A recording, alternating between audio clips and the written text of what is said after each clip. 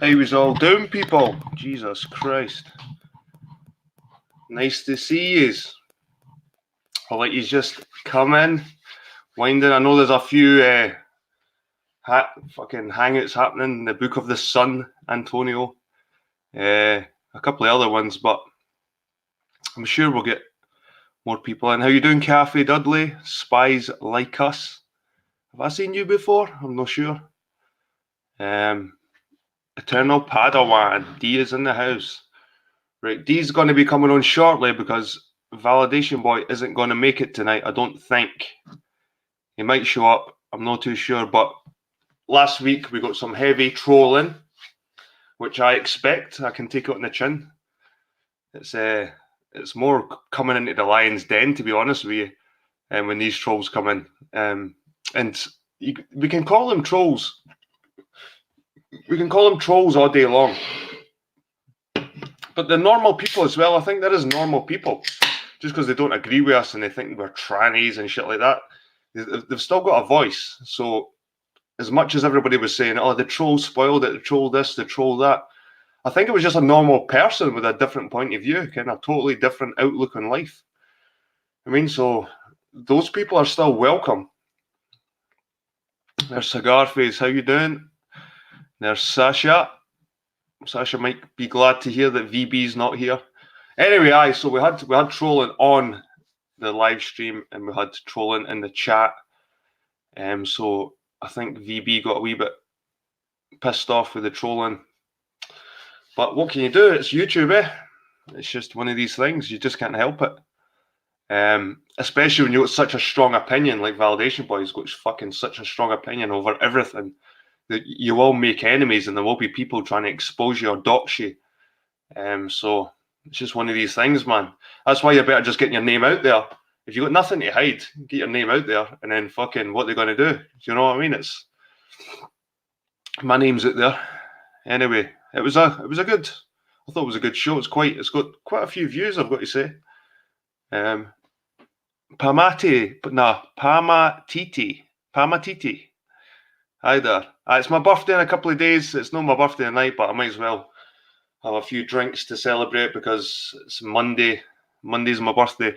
I'm 37 year old. Time just flies, eh? Time just flies when you leave school, I've got to say.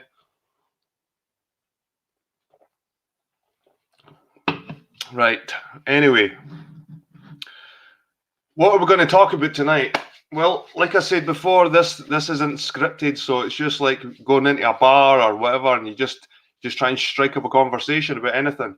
And usually, these hangouts last for 5 hours. I didn't really want them to last for 5 hours, but they usually do. A couple of hours would do me, to be honest with you. There's a rock lover. Wow, Sasha, Mark wasn't very nice in his latest video. Ooh.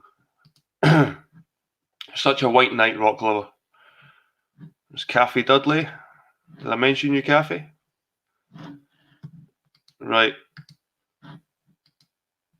Oh shit, what the fuck's that?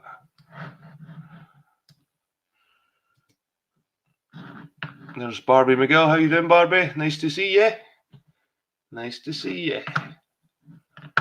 So I've done quite a few videos, well, a couple of videos. I said in my community post I was trying to get up a video, the castle I visited, and my latest DNA one, my Ancestry one, and it's quite popular, the Ancestry stuff, I've got to say. People quite enjoy those videos. Right, I'll get the link.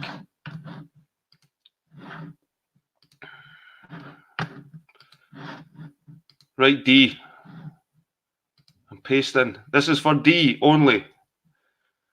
And whoever wants to come in, I'll get you in. I want to speak to D first. D's going to be my VB replacement. He's not really a replacement though, because you can't replace VB, but we need somebody here. We need somebody to bounce over here. Am I going to be the dick tonight? I got to be the dick, the VB character tonight, and D can be the good guy. Because D's a good guy. I don't agree with everything D says, I've got to say. But D released a video recently, a spitting image one. There he is. How you doing, mate? Yo, happy birthday to you. Happy birthday to you. Happy birthday, dear Jed. Happy birthday to you. Thanks, man. I'm just going to mention your video. Your spitting image video. I've showed a couple of people at my work that. I was like, look at that, man. The news are fucking sex pests, Andrew. Fucking right. It's almost like they were trying to tell us something back then, eh? Well, see, I mean, this is the thing. And then, like I said, I'll put it on the end of the title. They've known for years. I mean, it's like you hear, because I've been listening to a lot of David Icke stuff lately as well. And you hear some of the stories he tells about what politicians have said and stuff about in the past about each other. And that, as long as it's kind of kept discreet, they all kind of know who the kiddly fiddlers are and stuff like. It's a nasty world out there. It really is. I've come with a weird sort of fucking conclusion about it all. I'm not too sure about it though, but I'll run it past you first, Dean. You can tell me what you think. Right. So if the royals the BBC and the government are all kind of fucking in cahoots with each other, kind of this whole paedophilia and all this shit, right? Why would the media be exposing Andrew? My theory is he's the scapegoat that will protect the rest. He's the lesser son. He's the second son of the Queen. He's not that important in the grand scheme of things, but he's big enough. But what for? Because if the only way we know about Andrew really is through the media. We don't know anything firsthand about fucking yeah, but well, we know now big time about Andrew, but there's definitely been lots of mutterings and stuff in the past about his relationship with Epstein and stuff, but it's been kept out of the media. So a lot of this stuff that's coming to light now, I think, again, it's just things have leaked out and that they have to do a bit of damage control now. I think this is what this is about. I mean, why the hell they let him do that interview? I don't know. I've not seen that interview, but I heard he was like, "Oh, let the team down" and shit like that. Like he said, "We're just gonna let the team down." So I can't. Yeah, it was very unbecoming of him. Just using total bullshit words, and again, all this. I don't remember such and such. I don't remember doing. I don't remember being at such. And there was all these. It was total legal jargon. It really was. I mean, he was just covering his ass for when it comes out that he was there, he was here, and he knew exactly all this crap that's going on. So what do you think? Do you think it's legit then? Do you think Andrew's a fucking paedophile? Well, in America, he's a paedophile, certainly. An 14-year-old. I heard. Well, 17, wasn't it? The girl that he's mainly accused of being with. I think she's 17. I heard there was two. There's maybe two. Oh, well, then, yeah, it's just probably one I've missed then. Oh, I'm getting a bit of echo there. Let me turn me. Like I said, man, I've only heard bits and bobs say that this whole fucking thing as well. I try and stay away from the news as much as I can, but I hear people talking about it at work and stuff like that. You can't really avoid it. You hear it on the radio and stuff like that. So most of what I know about it, comes from Sean Atwood on YouTube. Like I'm not a news watcher either or anything. So what you doing with your channel now? What are you trying to do? Did you try to go in a new direction? Like I said, I'm not on it. Well, I don't really know, to be fair, what I'm doing with this Eternal Padawan channel. I know what I'm doing with my other channel, because I've got an Eternal Creationism channel, and that's going to be where I do my blacksmithing, my welding, and my resin. This channel, I think I'm just going to use it for doing a little bit of mild trolling and stuff every now and then. I thought you were going to say... I seem to be having fun with it lately, not being funny. And again, like you were saying a minute ago, these trolls, they're human beings and stuff. And I just like trolling the snowflakes. That's me. Like, I mean, I can't. I literally. I mean, I used to fucking hate the trolls, right? And I'd be all this peace and love shit. And now I fucking can't stand that peace and love shit without a fucking point. And I'm starting to love the trolls who have been pointing that shit out for years. Like, I've done an almost 180. It's crazy. It was like Jim last week. I had quite a few comments on the last grey area saying, "Oh, the hangout was great and GLB was amazing until that troll came and blah blah blah." And it's like fucking to me, he seemed like a legit guy. Delusional, totally delusional. He's maybe even fucking mentally insane. Like I said, like I said, I think I said last week, if there's one Pete Shea, there could be another one. But at the beginning, I kind of thought he was genuine, but by the end, I was thinking he was just trolling by the end, I think. So. I don't know, man. I don't know. I think that there is just some people out there that think like that think we are women and fucking agents and actors. And I do genuinely think there is people out there like that. And I think they have to be heard as well. I mean... Yeah, but maybe not for that long. I mean, don't get me wrong, you've been drinking, maybe that affected your judgment, but...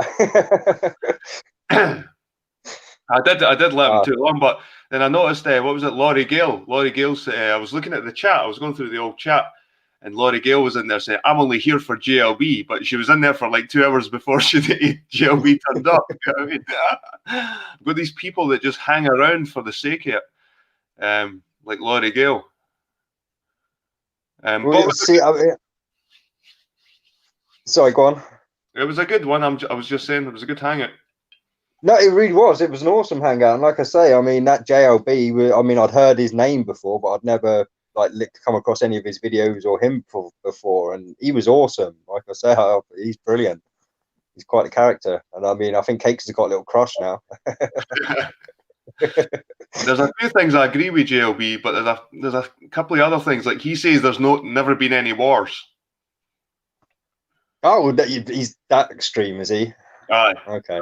He's like, there's no wars. And I was subscribed to a channel, and it was like these Russians, they always masked themselves out, but they would go digging at the old World War II sites and find like old, like fucking Nazi pistols and like helmets and stuff like that and clean them up. They'd dig them out the ground and clean them up and stuff. They'd find tons of this stuff for the war.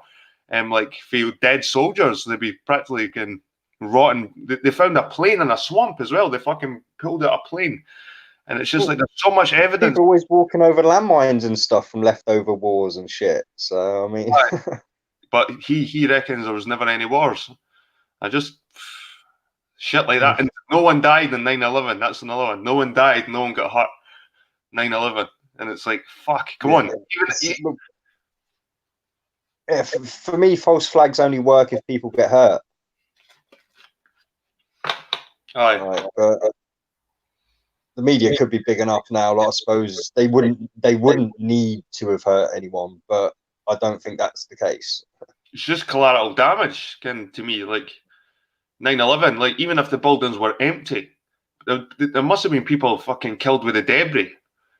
Well, it's not even just the debris. I can't remember what the documentary is called exactly, but it's like the dust and the towers or something. Like, it's got dust in the title anyway, and it explains how loads of people died from the dust, basically, like from just all sorts of complications due to inhalation of the dust and that. Yeah. So to me, to say that no one died and no one got hurt, it just seems a bit trolly. And like, even if you do believe in the conspiracy that the government collapsed the towers, then you have to get past the fact that no one died. And it's like, fuck's sake, come on. It's like, to me, that's just try discredit. Well, it does. That's the problem. It's not just, I mean, because you've got to look at yourself and what you're saying and how you're coming across to people that don't think like you. And yeah. It's not that easy, because most people tend to think that people think like them, or I know I certainly have for the most part in my life anyway. Yep. So what do you think about these networkers and Jamies? I never knew there was a whole niche there. There's a whole fucking there's a whole. What about Fat Meatloaf last night? That was hilarious.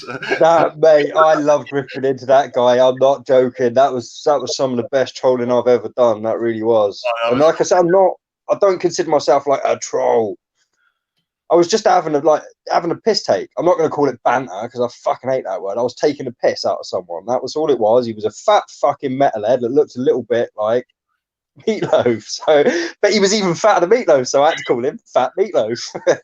Fucking shit. And he was just giving Jamie all the tips in the world about how to get his channel better and all the rest of it. Because he had 4,000. Yeah, but this guy was giving him tips that he obviously weren't following himself. Like, I mean, there was no personality in this guy. There was no, like, he didn't seem to have a purpose. He's like, oh, I don't let negativity affect me. 2 seconds later, he's leaving the fucking chat because negativity got to him. It was just like, fucking, come on, guy. How fake do you think we fucking... Well, he never knew what snowflake meant. Yeah. That was hilarious. He was like, what does snowflake mean? And Jamie Brown goes, look it up. That was it. He was away. Oh, but God, but I went off on a bit of a tangent because like these little kids were showing up, like 6-7-year-olds in the stream, and Jamie's putting the fucking channel up, and I was getting annoyed by that. I turned into a right. Yeah, no. See, I didn't quite go as extreme as you were, calling him a paedophile, pusher and shit. It's hard love, mate. It's hard love. Sometimes. Yeah, no. I did actually go on, and if you watch when I go on, you see, like, I was like, fucking mate, I'm not going to be on your channel anymore. I'm not going to be doing fucking. I'm not going to be on your panels. I'm just not going to be here anymore until you press that button that says you're not for kids. Like, Because not being fun, I mean, most of what I say on his channel is not for kids. So I'll set my channel not for kids now because I've read the policies and you can get shut down. And most of my stuff, even when I'm even reviewing just a fucking sausage roll, I'll say fucking somewhere in there. I'll say fucking, just slip out. But what I was thinking about was when you see these 7-year-olds coming into these chats, I think there's a good 90% chance it's not a 7-year-old. It's probably the parent, and they're displaying their 7-year-old for other people to see. Because why would a 7-year-old be in a fucking vegan fucking realist chat again, or networking in any way? Why would a 7-year-old even have the savvy to network and stuff? You know what I mean? It was just I've seen it the first time. I seen there was a few kids there. I was like, what the fuck? Is it kids or is it adults with kids as their photographs? Again. Well, no. See, I'm wondering whether it's adults living vicariously through their kids, like, if you know what I mean, knowing that they can't really go online and do the things, but maybe pushing their kids to do it and stuff. Maybe, or when it comes to networking and that. But Chris Hayes is saying it's wrong, mate. It's wrong. It felt dirty. Like, I think because when I first got back into it, this networking was new, and it was like, oh, okay, new way of getting people onto your channel. Oh shit, these are not people I want on my fucking channel. Mm-hmm. And it just like, so I said to Jamie, like, mate, this feels dirty to me. I'm not going to be doing it. And like you say, when you, like, albeit you went quite harsh on him yesterday with the paedophile thing, but it did make me think that language they use, it's paedophile language. It's just weird. Like, I don't know, creepy kind of language they use. It's messed up. Yeah. I used to see it in the Flat Earth as well. You'd see these characters creeping in, these kind of ones that would try to introduce children, and right away again in these hangouts, fucking, I'd be the same. I'd be trolling them so hard. There was a hangout called Andrea Chenchi. It was way back when the Flat Earth was first hanging around, but there was lots of kids fucking hanging about that. And I was giving the moderators and the channel owners such a hard time. You've seen me trolling hard, and I was doing the same to them, like really, really hard. To the point where eventually just shut his channel down because he couldn't stop these kids coming into his channel because it was just an open thing. And there's Laurie Gale. How you doing, Laurie? We're just speaking about you earlier. Chris is saying VB's let himself go a bit. Yeah, I know. He's actually started growing hair as well. Not quite. I mean, I'm only half a VB. Got to say, what improvement, but you're already growing your tash back. No, don't. I know this is literally like 6 days worth of growth. It just comes back so fast. It's ridiculous. So you've sent away for the Ancestry? Yes. Yeah. All ordered. All done. Sorry. How much did it cost?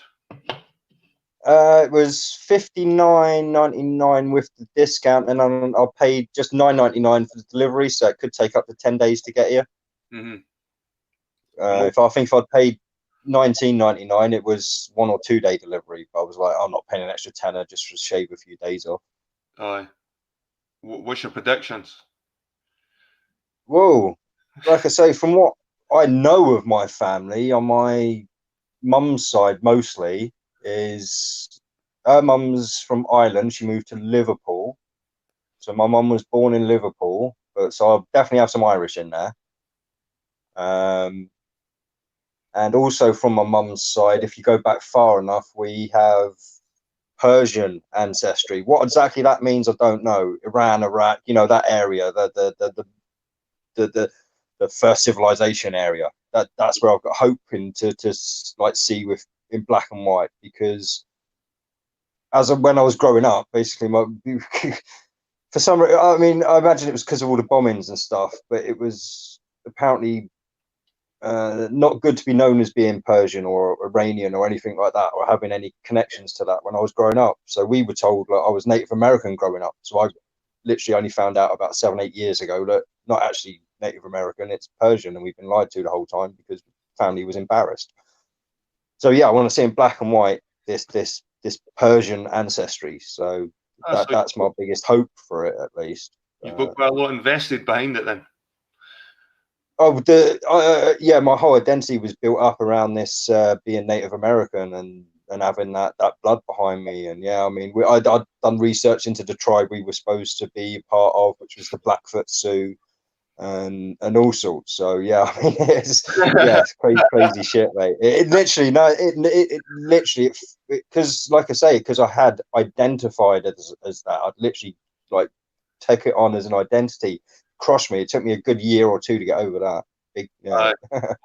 I've noticed that a lot with the Black Americans, that they get told that when they're growing up. Like they must ask their mother's mum, why am I lighter than the other kid, or why have I got a longer nose or something like that? And they'll say, oh, your great grandmother was part of the Sioux tribe or something, and really their great grandfather was a slave trade master. And that's they're ashamed by that, so they just make up the Indian story to explain certain features. Yeah.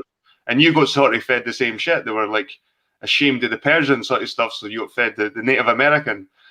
Well, not being fair, I know you see my mum briefly, and with her grey hair and stuff, but if you saw her back like 10, 15 years ago, she had jet black hair, like, and I mean, she looked like a Native American. I saw my mum looked like a Native as well, the high cheekbones. Yeah, dark skin, high cheekbones, yeah. But it's crazy. It's crazy when I look at my ancestry. I'm like, fucking 90% Scotch-Irish. God's sake, man. The Queen's got a more diverse fucking genetic makeup than you, bud. I know. At least they've got German and fucking French and like my ancestors must have been fucking good runners. There's the Vikings, run! There's the Normans, run! There's the Romans, run! And we'll come out when they when they go away. It's crazy, the whole ancestry thing, and it's like you say, you attach yourself to certain identities. I was the same. Like when I first done the ancestry stuff, I got 3% Caucasian. I was like, Caucasian, I'm a wee bit West Asian, yes. And then, I was thinking maybe the Scythian part where the Scots come from. And yeah, no, I think that's the first of your videos I watched was your old Ancestry one. Ones that got like 8,000 odd views or whatever it was. Like that I think was the first video of yours I watched. So yeah. I mean, obviously I'd seen you about for yonks and stuff, but yeah, I think each one I do, I've got less enthusiasm. I was like, all right, so now, now I'm just 100% Scottish. Take it more away from me. When I first done it, I was like 56% Scottish Irish, 30% English Welsh. I think it was like 9% Western Europe, 2% Iberian, 3% Caucasian. I had all these little bits and pieces. I was thinking, brilliant. Again, this is cool. Nice little mix going on here. Like, hey. This is probably where I get these kind of features and stuff like that. And I was getting myself getting attached to certain ones, getting like, and now they just take it away. So my advice to you: don't get attached to your results because they could change that in a jiffy. Then you get fleur de lis, like if you find a bit French, because they might just take that away. No, so I hope I don't find any French. I fucking hate the frogs. But like Orphan Red said in the chat a minute ago, I tend to, since that my experience with the whole Native American thing, I do tend to not identify with anything really now. I literally just on me. So yeah. But it's easy how that can kick in, this tribalism. It's the same with the Scottish stuff. I speak about it quite a lot with the Scottish nationalism. And we've got certain symbols for nationalism, like flags and unicorns and shit like that. But if you go back far enough, these things were introduced sort of later on by like Normans and stuff like that, flags and surnames. There wasn't even surnames like 1,000 years ago in Scotland. If I was like the son of Fergus, I'd be called, my surname would be Mac Fergus. You know what I mean? It'd be like son of Fergus. So surnames weren't the same as they are nowadays. And the Scottish government only started taking records in like 1850s or some shit. In like 1850, like death records, birth records. Yeah, so, that was the mud floods, mate. Fuck off. 1850, I suppose. That's what they say, 1850, the fucking mud flood. I don't know, you know, mate. Like, I do believe there is places where you have big fucking mud floods and shit, but no like a worldwide one that set humans back and all that shit, man. Like, they just take it too far. Not in recent history, I don't think. I think there was a Noah-like event at some point in history, well, within human consciousness. Yep. But yeah, I'm more, when it comes to the mud flood, I am more along the lines like you said, of mud floods, not one. But yeah. And if there was some kind of fucking Noah-like flood, like a worldwide flood, maybe there's a bit of ice that broke off, or at least science can kind of explain a worldwide flood. Science can't really explain a worldwide mud flood. Yeah, I think some of the mud flooders would disagree with you. I mean, and because again they cherry pick the evidence. It's again they'll go to the places that have been buried and stuff, or appear to be buried and that kind of thing. I mean, for me, it makes perfect sense to dig down a few feet under the ground to make a basement, because you have a place where you have an even temperature all year round. Why wouldn't you want a place like that? I mean, it's like, it's not so out of the realms of imagination for me that people would dig down as well as up. Like, so, I mean, yeah, buried buildings and stuff don't do it for me, unfortunately. Yeah. Basements and stuff, Ken, it's like where people kept their wine and their cheese, and they needed cold, dark places or areas, or where they kept their servants, Ken, so they wouldn't escape. Like practically under the ground, you know what I mean? Because there's lots of places like that in Edinburgh where they've got these basement flats. They're £1 million flats now, but they were the servant flats. They've still got the bars on the windows and shit. You know what I mean? Like, yeah. There was a form of slavery in Britain, and it was called servitude, and it kind of passed down the family as well. Kind of the people look at it as just like, no, they had a choice. They never had a fucking choice. They were like slaves to their masters. I mean, the servitude. Well, again, though, it was institutionalized in a way. I mean, because we were very class based back then. So if you were born into that class, you just expected to do that. It's not like you had aspirations and stuff to better yourself, because you didn't have education in the first place in which to have the means to springboard yourself upwards. So this general election is coming up. Are you voting? No, You'll never move from that bed, eh? Hey, I will. I promise you, I will get a video done soon of the local graveyard, because, like I said, it's literally just up the end of my road here. Nice old church, really old graveyard and stuff. I'll have a walk around, do a little Jed video. Cool. I love graveyards, man. Yeah. Have you seen any of the shit that I'll go back to the whole general election. Why has Britain only got the two people to vote, Boris and fucking Corbyn? That is insane. It's almost like the Trump-Clinton thing all over again. Well, that's how they want us. They want us at the appearance of the two-party state. But I mean, see, as a kid, I do remember knowing the names of all of the party leaders. Like growing up, I knew all the main ones anyway. And nowadays, like I just don't know any of them. So I remember cars going through the streets, getting da da da, and all the lampposts were covered in fucking all the getting the parties propaganda. Yeah. I mean, well, like everywhere. Because I'm in a quite posh area where I live. We're in a high Tory area, so they do have like all the farmers and stuff will have the banners out, like vote Tory and all that kind of stuff, because they're all the rich ones that want to keep their riches and that. So yeah, I mean, you do see a little bit of that around here, but no, yeah, I know you don't see it nowhere near as much as you used to. When we were younger, it wasn't the people that done it; it was actual parties that would go around. And it's like they didn't even want to waste their money anymore on that shit, because they know it's a done deal, and they know it's the money.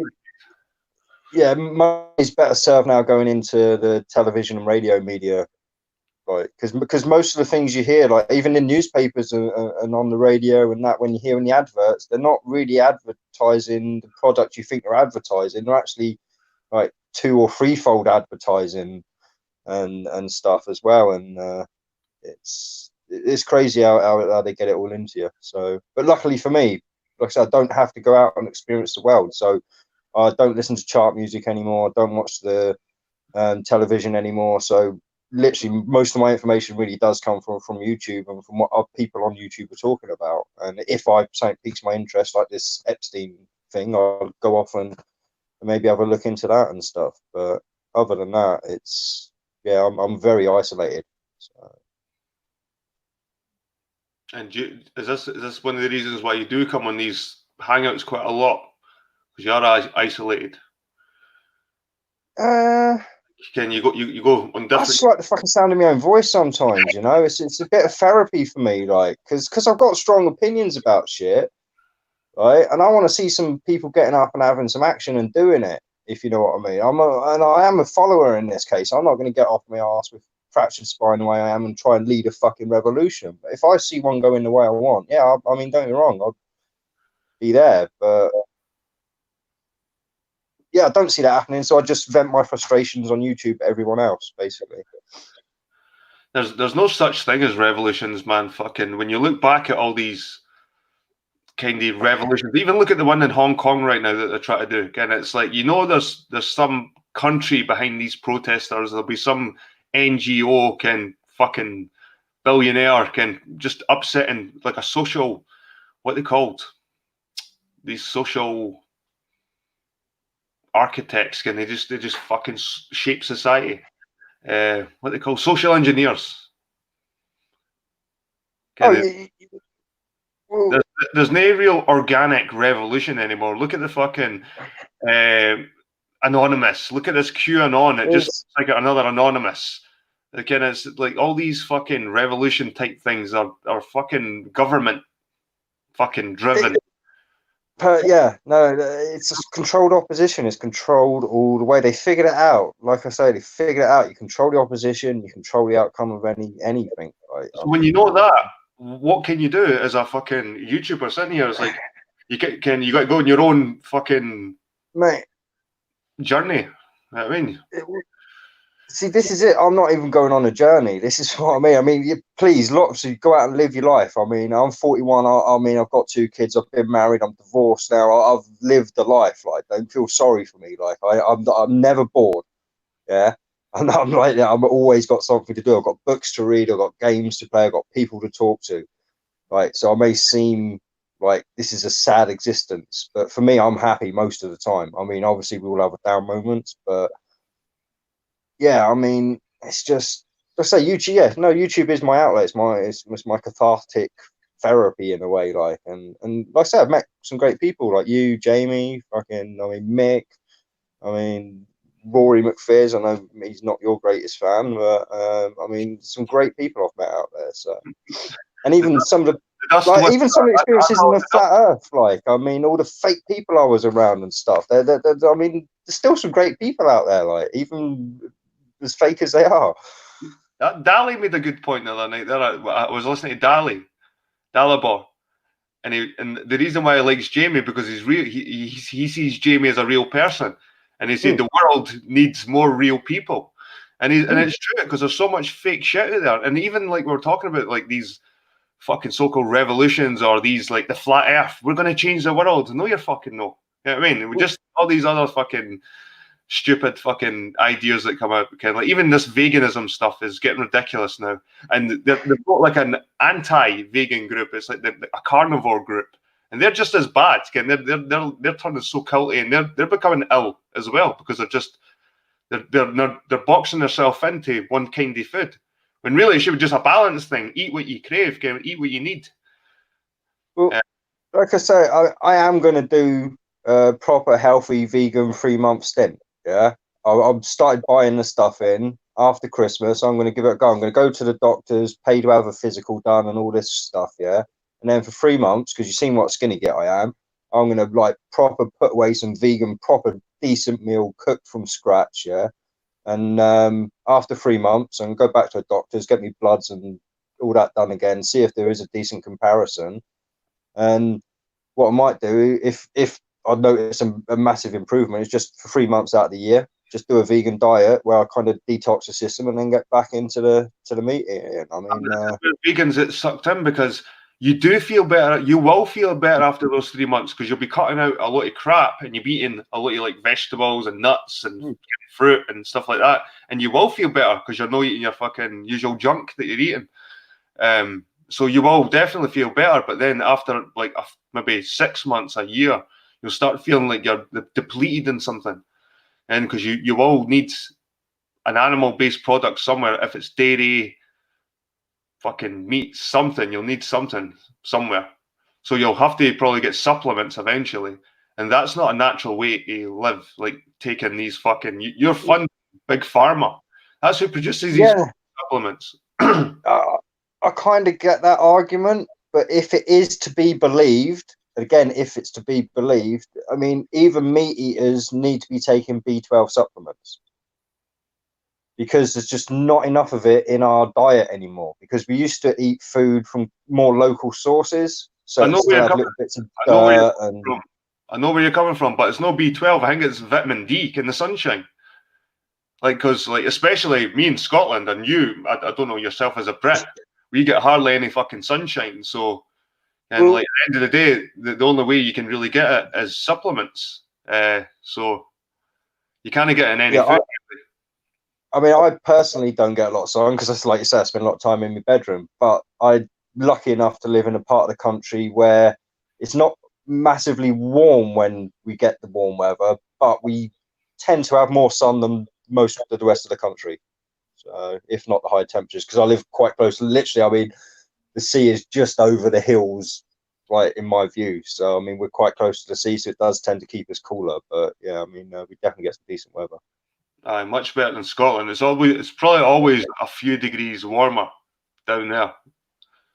Oh yeah, I mean, and where I live in Plymouth, we literally, because like I say, when I used to work for Royal Mail, we get reports from the rest of the country. And Plymouth, we've got this bubble around us. It's weird. Honestly, it's a weird phenomenon. I think it's because of the way the weather comes off the Atlantic and meets with some other weather and stuff. But anyway, yeah, we get this pocket where we almost never get any snow. I mean, it's literally almost never. I mean, it can be snowing 5 miles away up on the moors. But here, we almost never get it. It's a salty air because you're so close to the sea. Yeah. It's a salt in the air. It's the same in Edinburgh near the docks. They hardly ever get snow in that area, but just because it's near the sea.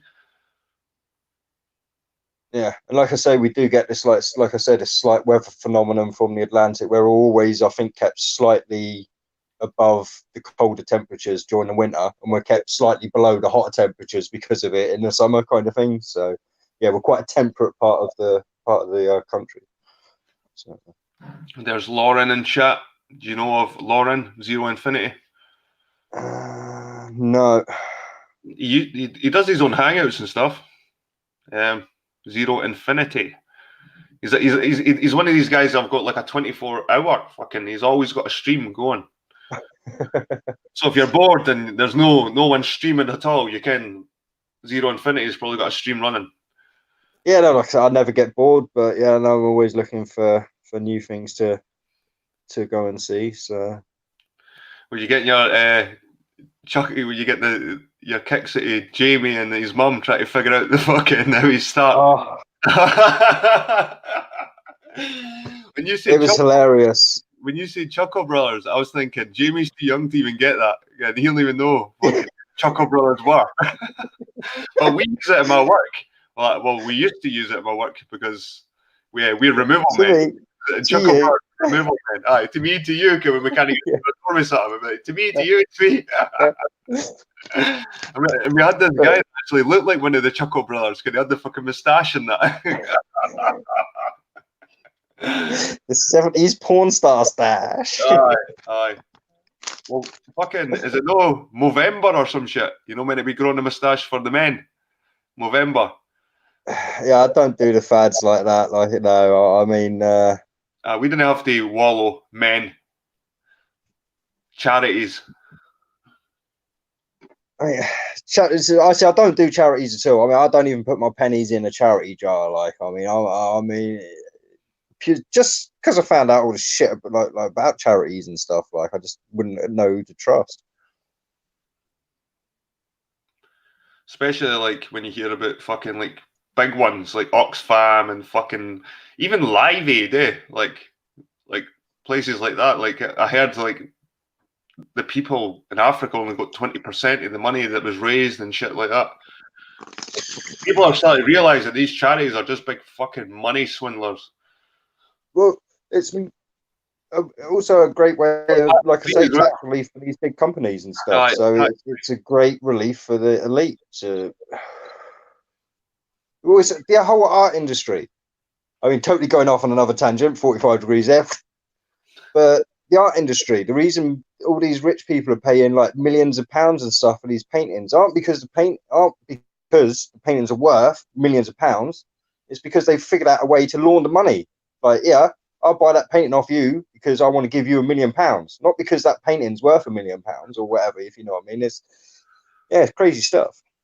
It's like the ultimate money laundering scheme for these people.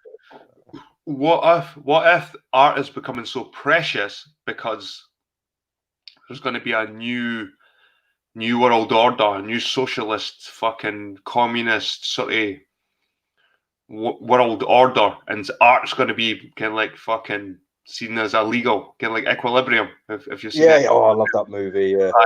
when they found the fucking, was it Mozart? Mona Lisa. Aye, it was a brilliant film. It was so underrated because of the Matrix. It came out about the same time as the Matrix, so it was kind of overlooked. Equilibrium, but I thought. I think Christian Bale's an amazing actor as well. So any movie that he's done should be watched, because he tends to do some pretty decent damn movies. So. So my point is that maybe art is becoming so expensive because this kind of world is coming in, and this where the elites are the only ones allowed to look at nice fucking things. Can we have to take on this modern stuff like a shit in a wheelbarrow? Can that's art? And people that's kind of what I was going to say. Crap. There's no real fine art being made anymore. So you do kind of have a point. Maybe it's becoming more expensive because it's becoming fucking rarer because people just aren't producing it anymore. Or maybe I'm just so far out of the art world, I don't know what's getting produced. No, it's getting encouraged. Like I went to college, and it was like I was within the art departments, and this abstract splashes and fucking if you'd done a good drawing of someone and it was a really good drawing, that wasn't as good as a weird fucking that's so cliche. Good drawing. Showing how he looks and feels inside and all this shit. They try and attach emotions to these fucking ugly things, and they kind of look down on you. Like I used to like all the classical stuff, like Da Vinci, and when they drew these people and it looked like the light was amazing on them, and it looked like they were coming out the pictures, these giant pictures. And I used to just be at awe of these. Like I used to be jealous. I used to think I'd never be as good as that. So what's the point sometimes in trying? But that was looked down on in college. That was like, no, that's crap. Look at this stuff. I mean, this modern stuff. You wait till your kids are a bit, well, maybe even because you got the baby, haven't you? And I don't. It doesn't matter. We don't need to publicize what you got and stuff like. But when the kids are like 5+, like take them to a proper fine art gallery, and you will see they will be. You don't point them at stuff. They'll be walking around just go.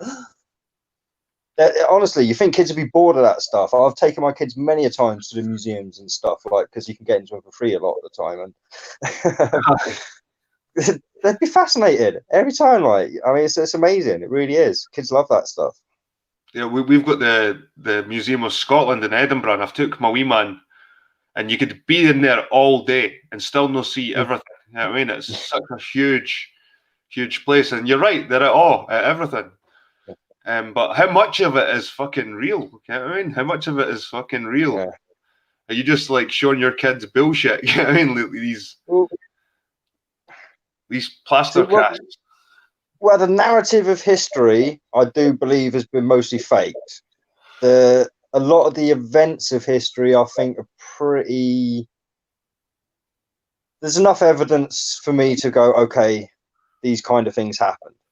If you get me, I mean, the coin records alone give us a few thousand years of history at least, and these coins aren't all found by professional like architects and stuff. In fact, I think the vast majority are found by amateurs and stuff. And I know a few amateurs because this is a good area for going out and doing metal detecting. So I know there aren't fake people out there doing this and stuff. And some of these people have found some pretty impressive coins and that. So, I mean, there is evidence of history, put it that way, for me, at least. No, not proof, but evidence. So, yeah, a lot of this stuff, you can kind of see where it come from. It's like in Plymouth, you see the old ships and stuff, with the sails and stuff all done up, the replicas and that, and it makes sense that the ships evolved from that, and that took time. You get me? So I mean, there are just things that nowadays that wouldn't make sense just to be plopped here, if you get me. So yeah, I mean. Same as Scotland. I do believe in some resets and stuff, not necessarily recent ones. But sorry, Jed, I don't mean to keep cutting you up there. No, it was me cutting you off there. I was just saying, in Scotland, there's like literally thousands of monoliths and monuments, and dating back. We didn't know, but they reckon a couple of thousand years.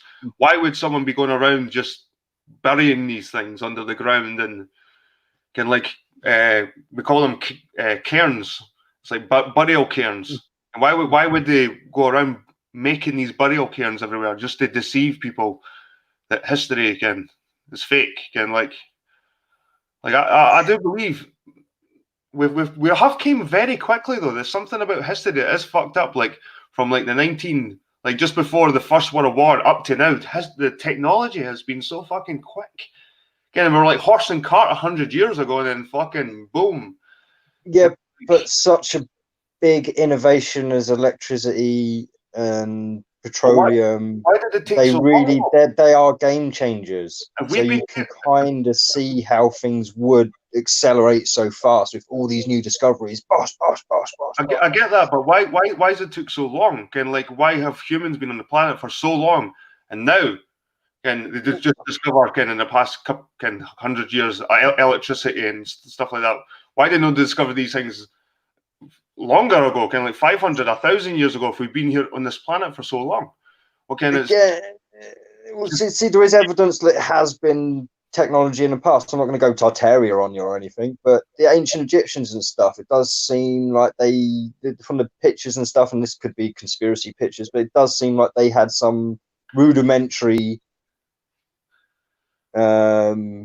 electronical equipment and stuff. And when these societies broke down, the knowledge went with them. So you have like dark ages of the 600 to 800 period where we had the mini ice age where humans don't do well during the cold. So people died off, knowledge dies off because nobody's trying to gain knowledge. They're just trying to fucking survive. But I reckon these people did, like the ancient Egyptians, if they had electricity, why are they gone? Why aren't the ancient?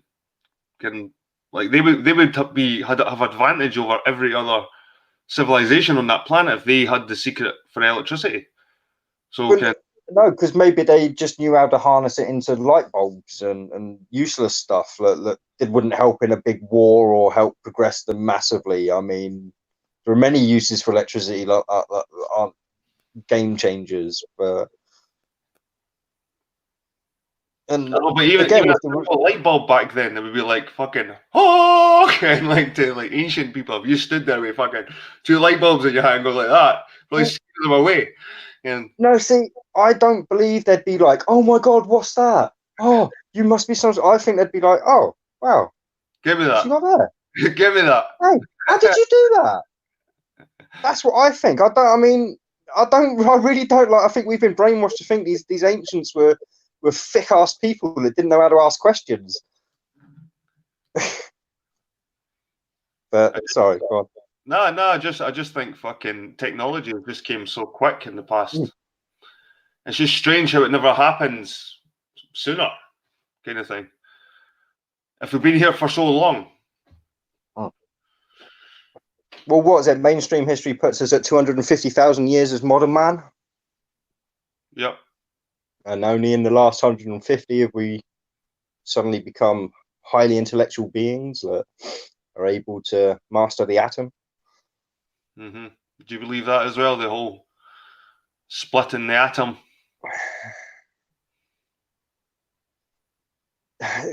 Well, see, my brother's a nuclear engineer. But he's not that kind. He's not a nuclear physician. He literally, I don't even know whether I should say, but he works on the tridents at Devonport, basically. So, but he's not. He's now an inspector. So he inspects the people that do the work he used to do. But yeah, so it's hard for me not to get on board with nuclear. So what does he see though? What does your brother see? What does he do? What does he see that's nuclear? Well, see, this is he's not allowed to tell me an awful lot. He has told me he has seen the warheads being fitted onto the ends of missiles. But mostly I think they just work on the repair works on the subs and stuff. Right. So it's, I mean, we'll put it this way, in his spare time, he does up Supras and all that kind of stuff. So he's a proper hands-on bloke. Like he's like nothing like me. I mean, he's 13 years younger than me. Like, I mean, he's so switched on. Like he's married, well, engaged to his long-term girlfriend, who's a lawyer. I mean, he owns like 3 houses. I mean, he's proper. Like he's doing really well for himself. Like, so I mean, he's been well paid off. Well, he is, but it's hard to think that it's all paid off on a lie. If you know what I mean, because, like I say, I mean, I think maybe in the past when we started with nuclear technology, they were using safer materials that didn't create all the bad effects, and we changed the materials, and now they create all the bad effects and stuff. And so I think that's why people discount nuclear as being real, because the indiscrepancies between the two isotopes, or 3 or 4 different kinds of isotopes that are used. Well, the same way that now I think that people think that there's all this transgender movement. It's not because these people have had transgender operations. It's because they're getting old. They don't want to be old anymore, so they have a load of plastic surgery, which makes them look all fucked up anyway. So they look like the opposite sex, and they're all like, "Oh no, they didn't look like this years ago. Look, they've been cloned, or that. No, there must be a woman." And right, we'll go back to the home. Right. Let's just say then. Right, let's just say then that nuclear energy is real. It's the most powerful energy, whatever. Right. But what if splitting the atom is bullshit? Like creating the nuclear chain reaction thing that the fucking happens when a bomb or whatever goes off. Yeah, don't get me wrong. Nuclear bombs could. Yeah, they certainly, that part of it could be fake, because nuclear power, even my brother says, yes, nuclear power stations are just steam engines. It seems it seems simple. It's just high temperatures and water creating steam. Yeah, turbines. It's the decaying radiation from the rods that cause the heat. Yeah, that heats the water, that causes the power, that gives it energy, nuclear energy. The turbines. Yeah, that's simple. Yeah, so yeah. As far as nuclear energy goes, it's just a steam engine. Yeah. When you come up to blowing shit up with that's when you're coming down to the proper splitting of the atoms and stuff. And that just because he's seen a warhead getting screwed onto a missile doesn't necessarily convince me that that's going to cause a nuclear explosion. And again, that does come down to the video evidence that they tried to push in the past and stuff. You can obviously see, and almost all of it was faked. I mean, it's obviously so. So I remember they have to fake it to such extent, basically. But sorry, the first time I ever seen like a nuclear fucking sort of fucking blast or whatever, like reconstructed, was Terminator 2. That was the first time ever, even before these like documentaries about the fucking nuclear bombs, when you see the houses getting blown away like in a fucking second. Like I remember when I was a kid, the first time I ever seen it was like Terminator 2. And I think I've probably seen it in movies more than anything, like nuclear. Well, that's stuff. That is mostly where we've seen it, and they look really convincing in the movies. But and then you actually, when you get into the conspiracy world, you go and look at the actual footage of supposed real nuclear bombs, it looks like the sun's rising behind them, and this kind of stuff. And how's the camera staying still? And all these houses are getting blown apart, and just so many inconsistencies in it. Yeah, yeah, but they're all like in a line, like grows naturally, like tree here, tree there, tree like that. Right. So we never know. That could have. But see, to me, if they were in, like, see if the Americans were to admit that they kind of bullshitted us with like the moon landings and nuclear stuff just to win this Cold War, to make us all safer and like living in a better society again without communism and fucking all the rest of it, I'm sure we would accept that. Kind of like if they came out with this shit in 100 years' time for now and said, you know what, guys, we just fucking bullshitted you on all that stuff, but it was for the better of mankind. Would you not just give them it? Do you know what? Fair enough. I wouldn't take that excuse because I don't think it was for the betterment of mankind. If they come out and said, look, it was for the betterment of America, I could at least understand that as the truth, if you get me, like, or Western society. Because obviously now America represents Western society being the biggest superpower, really. And I mean, you can try and deny that all you want. America's still ruled by the Queen. It doesn't fucking matter. What most people think is kind of what we have to accept, whether it's true or not. Like, I mean, yeah.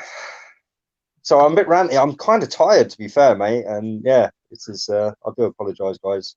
No, it's all right. DG in the chat says the best argument I have ever heard against nuclear weapons is that the majority of nuclear scientists were Jews. Jews would never give nuclear weapons to whites. I think these throws. You look a bit weird there, D. You look like fucking Lee Gunner there.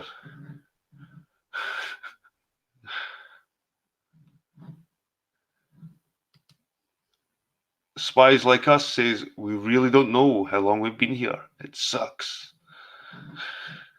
If it's longer than 2,000 years, I'd be shocked. I seem to be having a few internet problems at the moment. I keep cutting in and out, so I do apologise.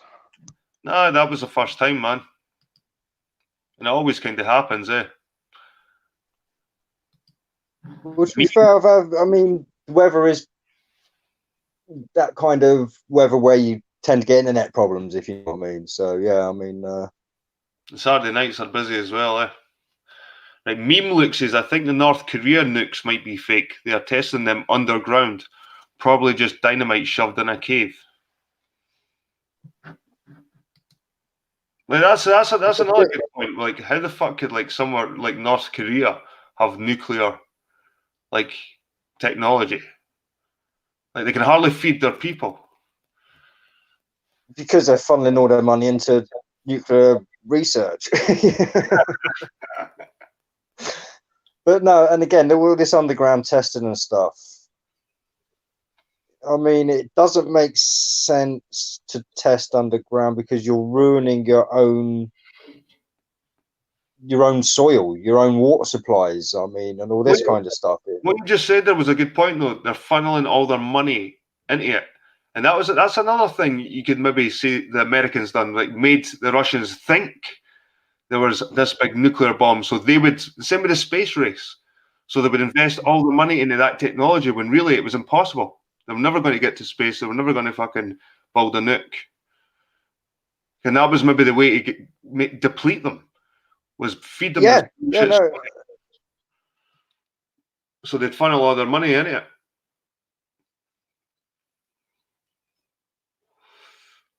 The claim that was being made. Oh, damn it.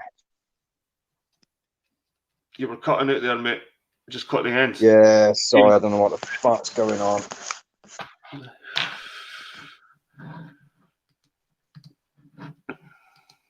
Right, the link's going in chat, people. If anyone's got an opinion, it kind of feels empty, eh, with it fucking VB here. Oh God, VB, come back! Come back, VB, come back. All right, mate. All right, so I just did the old turn the Wi-Fi off on my phone and turn it back on. Hopefully that helps. Oh, you did it off your phone. Yeah. It helps sometimes if you wear headphones and stuff. That kind of helps. Well, yeah, it certainly helps with the sound quality, I think. But as for the actual, Mars, I say, he looks like one of those Japanese fucking. Oh, I don't know. He looks like one of the Buddhas or some shit. Banzai!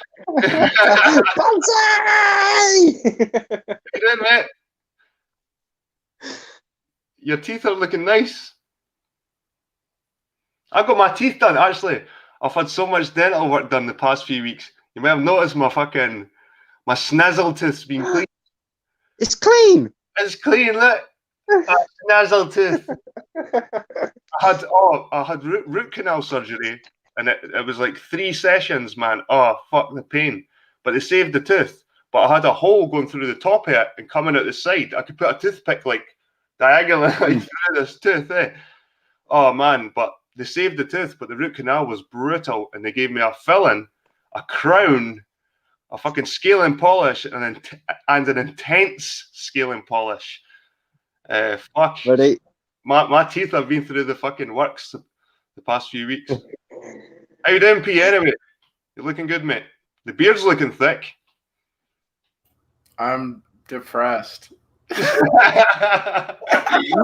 have you got to be depressed about? He's losing in poker. That's what it is, man. Yo, I thought you said it was a nicotine stain, not a dead tooth. It was just nicotine. Look at them now. That's a bit overexposure, though. They're not as white. They look whiter, like when you go close, because it's like overexposure. But they're not as white as that. But they're good, man. Good teeth now. I was getting accused of being a heroin fucking addict. Teeth aren't even supposed to be that white. Like the Hollywood people brainwash you to think your teeth are supposed to be like perfectly white or some shit. That looks unnatural. That white teeth. Yeah. Yep. Like even. I had an accident with mine. Like I say, it's I got them smashed out doing my party trick. So I'm bottom ones are all mine. What were you doing? Were you doing a backflip with your lightsaber or something? No. Basically, back in the day, my party trick was I could lift my own body weight on a barbell in my mouth. And obviously, doing that as a party trick, people are drinking. I did it one day, and somebody pushed on one side, thinking it'd be funny, and it twisted and crunched. And you can lift. You lift a barbell with your mouth. Yeah, you can lift your jaw is the strongest muscle in your body, and I basically did it once to prove a point, and then when I realised I could actually do it, it became my party trick. And then you broke your teeth. Yes. Fuck's sake. We used to put CDs in our mouths. That was our party trick. It was like we used to put a CD in our mouths. So you get a Chelsea smile. Do you ever do the thread up the nostril and out the mouth? My gag reflex is too strong. I can't do that shit. Yeah, I'd have made a terrible gay. Some people used to do with condoms, man. Like, fucking hell, man. The shit we used to do. And I grew up in the Jackass era, in that era, Jackass, and what was the other one? Dirty Sanchez. Oh, that was the English version, wasn't it? Well, I think they were Welsh. Welsh. Yeah, Welsh. That's right. Yeah. We grew up during that era, and it was like fucking snorting pepper and fucking kind of like pain was funny. Kind of hurting each other was funny. Well, it was. I mean, the main thing me and my mates would do would have like dead arm competitions and shit. Like, I mean, yeah, it's like punch each other in the arm until you say quit. I mean, fucking just somehow shit. Yeah. Like fucking raps. There was a game we used to play called Raps, where you on your knuckles, on the knuckles. I was like. Or like chicken buns as well. You give each other chicken buns. Get what I mean? It's like, fuck's sake. Remember Tom Green? I've seen Tom Green live. He came to Edinburgh in like 2000 and... Oh, Freddie Got Fingered. Oh, yeah, I know that guy. Yeah. Freddie, Daddy, would you like some sausages? Yeah, Daddy, would you like some sausage? Daddy, would you like... Yeah. No, but that was crap, man, compared to his street stuff. He was like the original, like, fucking troll on the street, man, just antagonizing people. One of the funniest ones that Tom Green done was he used to go around with a bit of shit on his mic, like a wee blob of shit, and go up to people, like, and just ask them a question, and people would sort of, like, some people, you could see they were just trying to back off, and he's sticking the fucking mic in their face. Or he would go to, like, a football pitch where kids were playing football and steal their football, getting to be running about with a girl blaster, and you'd have all the dads, getting the soccer dads chasing them fucking down the field. And he was like the original. He was always brilliant, Tom Green, like back in the day. He was amazing. See, I like watching those jihadi guys now. Have you seen the clips that go around Facebook with guys that run, like, they dress up like terrorists, basically, then run around with rucksacks, chucking them at people and running away and shit? Like, I'm in stitches, mate. I can't help it. I know it's really bad. It's such bad karma, but I can't help myself. So what happened to P? I think he got a bit too depressed and left. We were talking about good shit there, and he went away. He's an oddball, P. Yeah, I like him, but he's odd. See, he's up and down. Like I said, I'd never know what P I'm going to get. That's the problem, if you know me. It's like, so yeah, I like the P when I like P, but when he's not had a smoke for a few days, I don't like P.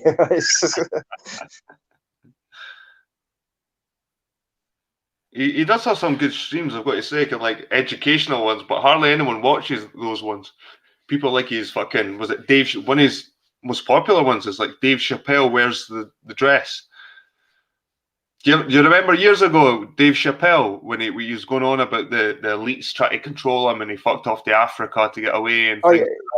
Yeah, he was one of the original MK Ultra guys, wasn't he? Dave Chappelle. He was saying they were trying to make me wear the dress, and fucking I'll never wear the dress, and they made Eddie Murphy wear the dress, and fucking they made and he was going on about all these black people being told they have to wear the dress, like Jamie Foxx and stuff like that, or their career goes downhill, and he refused to wear the fucking dress, and it went around conspiracy circles as this fucking savior. Dave Chappelle's the savior, and he's fucking he's onto the Illuminati, but P. Mars shows that he wore the dress and fucking Men in Tights.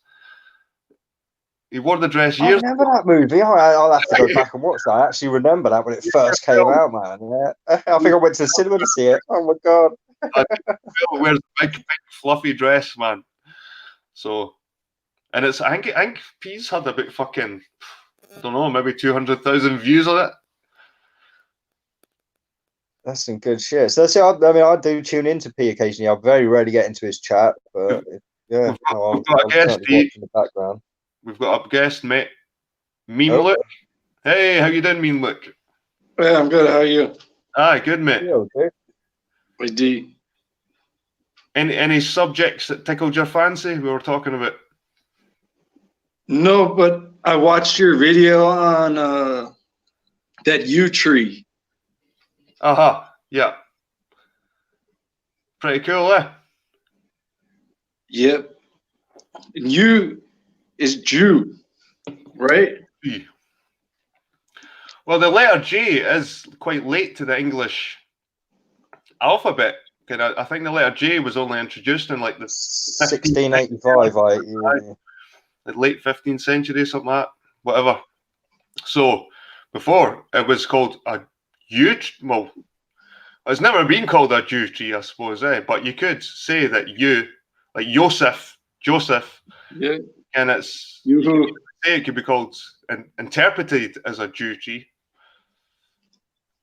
Yeah, I know you're supposed to bury suicides under a yew tree. I don't know why that is, but they're a symbol of immortality to the old Celtic peoples because they just live for so fucking long. And the roots, they're always in graveyards because the roots say a yew tree. They go into all the skeletons because they go for the nutrients, kind of the dead people, or nutrients in the ground. So the roots go, they search for the best bits of ground. So apparently if you go to a graveyard and dig skeletons out, they're all fucking intertangled with these these Jew trees. What about that bone you found? That was weird, eh? I've still got it. Mate. And I'm wondering what it is. I'm wondering what it is. Let's see. It looks like maybe the size of a collarbone. It's I got know, like, but you'll be waking up with a poltergeist. You fucking wee girl staring at the telly and stars, mate. Like fucking shit. here it is. Here. Could that be a collarbone? I think. See how it's like a teardrop shape. It's got like a flat. It's kind of got like a flat edge there. Yeah, that's like a collarbone. That's like a shin bone. A shin bone. Oh, a shin bone. See your Nah, shin? it's too thin for the shin, isn't it? Unless it's a baby shin. An infant shin bone. Yeah. Possibly. Think so? No, there's 2 bones in the shin, I think. There's 2 bones there. Is there? Oh yeah, cool. So with this new Mandela effect, there is. Yeah, you've got 2 in your leg, I think. I'm not sure if it could be an animal bone. It might be just an animal bone of some sort. But I still think it was pretty cool how I found it in the graveyard, and I thought it'd be a nice bit of souvenir to take home. Don't know if I've caught it. I took a tiny wee bit of the tree as well. Got that here. Oh, it's just a tiny bit of the. It's no major branches or anything, so I've not done any damage to it, but it's a bit of the tree as well. Oh, let me see it. Passed in resin. Sorry, meme. I'm not really sure what the yew tree is. Like, it's not a pine? It's not a pine, but it is an evergreen. Oh. It is an evergreen. So it does have these sort of needly type branches. But who knows how old that tree is, really? A lot of the time, I think they create dates as well for tourism. Can just add history to it, just to create money in the area. So where are you from, Meme Luke? Well, I'm in Minneapolis. And is there any old trees? Yeah, there's a lot of trees here, but I don't know how old any of them are, really. The oldest buildings here go back to only maybe like 1850, 1860. Right. Actually, the first buildings in the state, the oldest houses are like a little bit south of Minneapolis, and they're like plantation homes that are on the Mississippi, and the plantation owners would come up on steamboats and spend the summertime here because it was a little cooler. That's probably the most historical thing around here. I'm kind of spoiled with I've got history right on my doorstep. It's just like everywhere you look, there's like a historic building somewhere. Yeah, and those graveyards are so old. Yeah, sometimes it's just a fraction of the gravestone you see, and just sticking out the ground because it's just over time. It's just fucking they just sink, and sinking in the ground practically.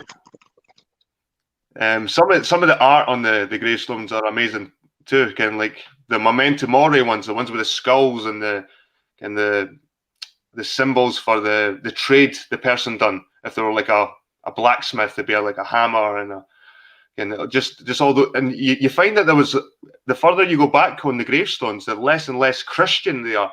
There's less crosses and stuff that is Christian. It looks more pagan. Okay, with the memento mori, the skulls and stuff like that. Huh.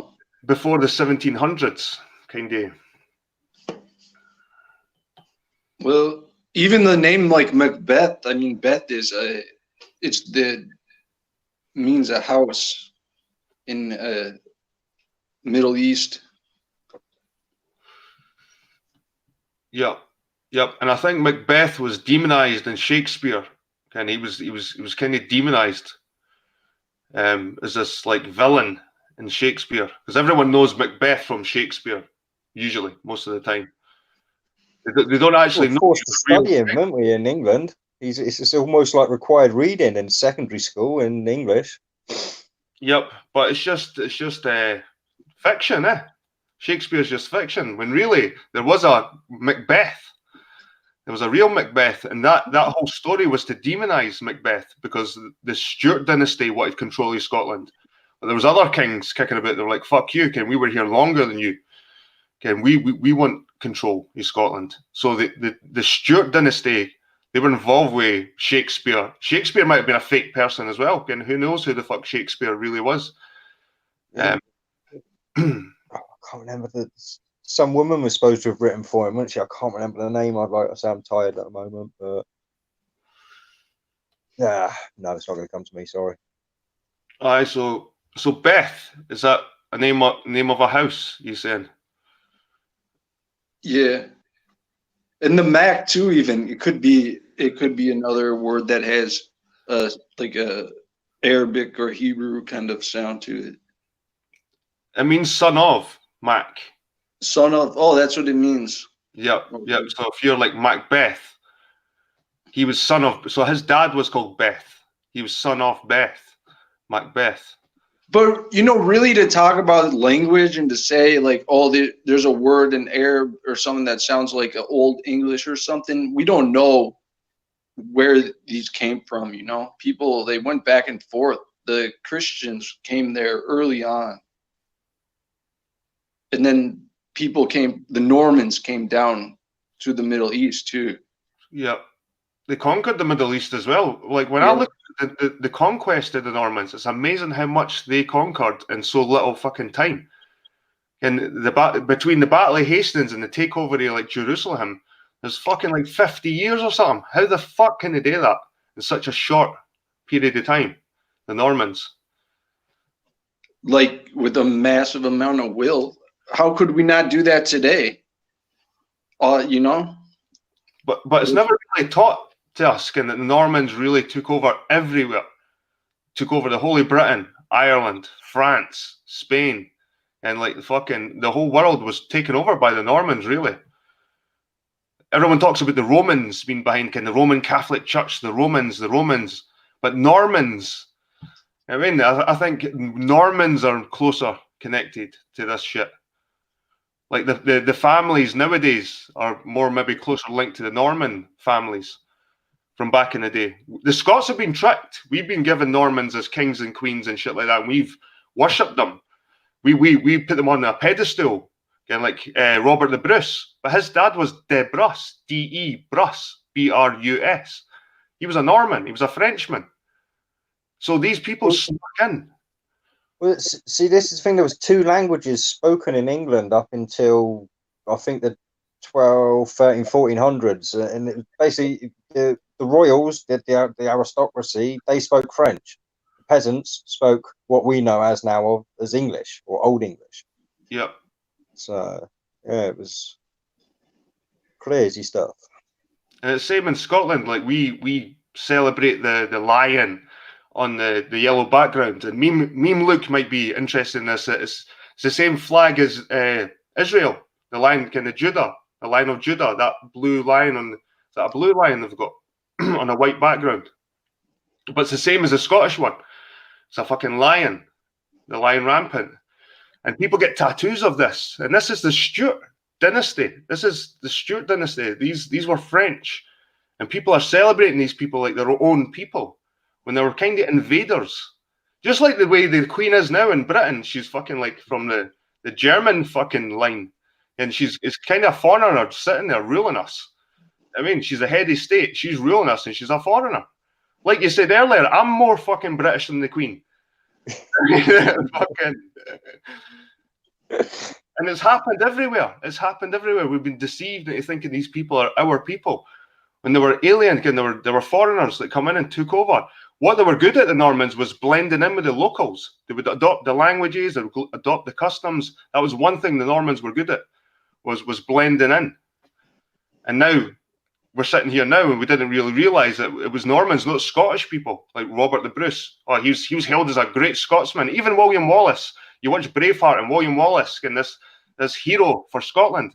but he's speaking French. He's kind of like fucking the local peasantry didn't speak French. He was a noble. The aristocracy did. Yeah, he was fucking taught in France. He probably had his own teacher, William Wallace, but they put him up as this man of the people. And it was almost like a Jesus Christ scene at the end of Braveheart when he's lying on the fucking wooden cross, getting gutted. But it was almost like there was something fucking, and he's sort of getting paraded through the street. There was almost something like Jesus about it, like they're mocking Scottish people, and it's like a fantasy. Like we probably know more about Jesus than we do about fucking William Wallace.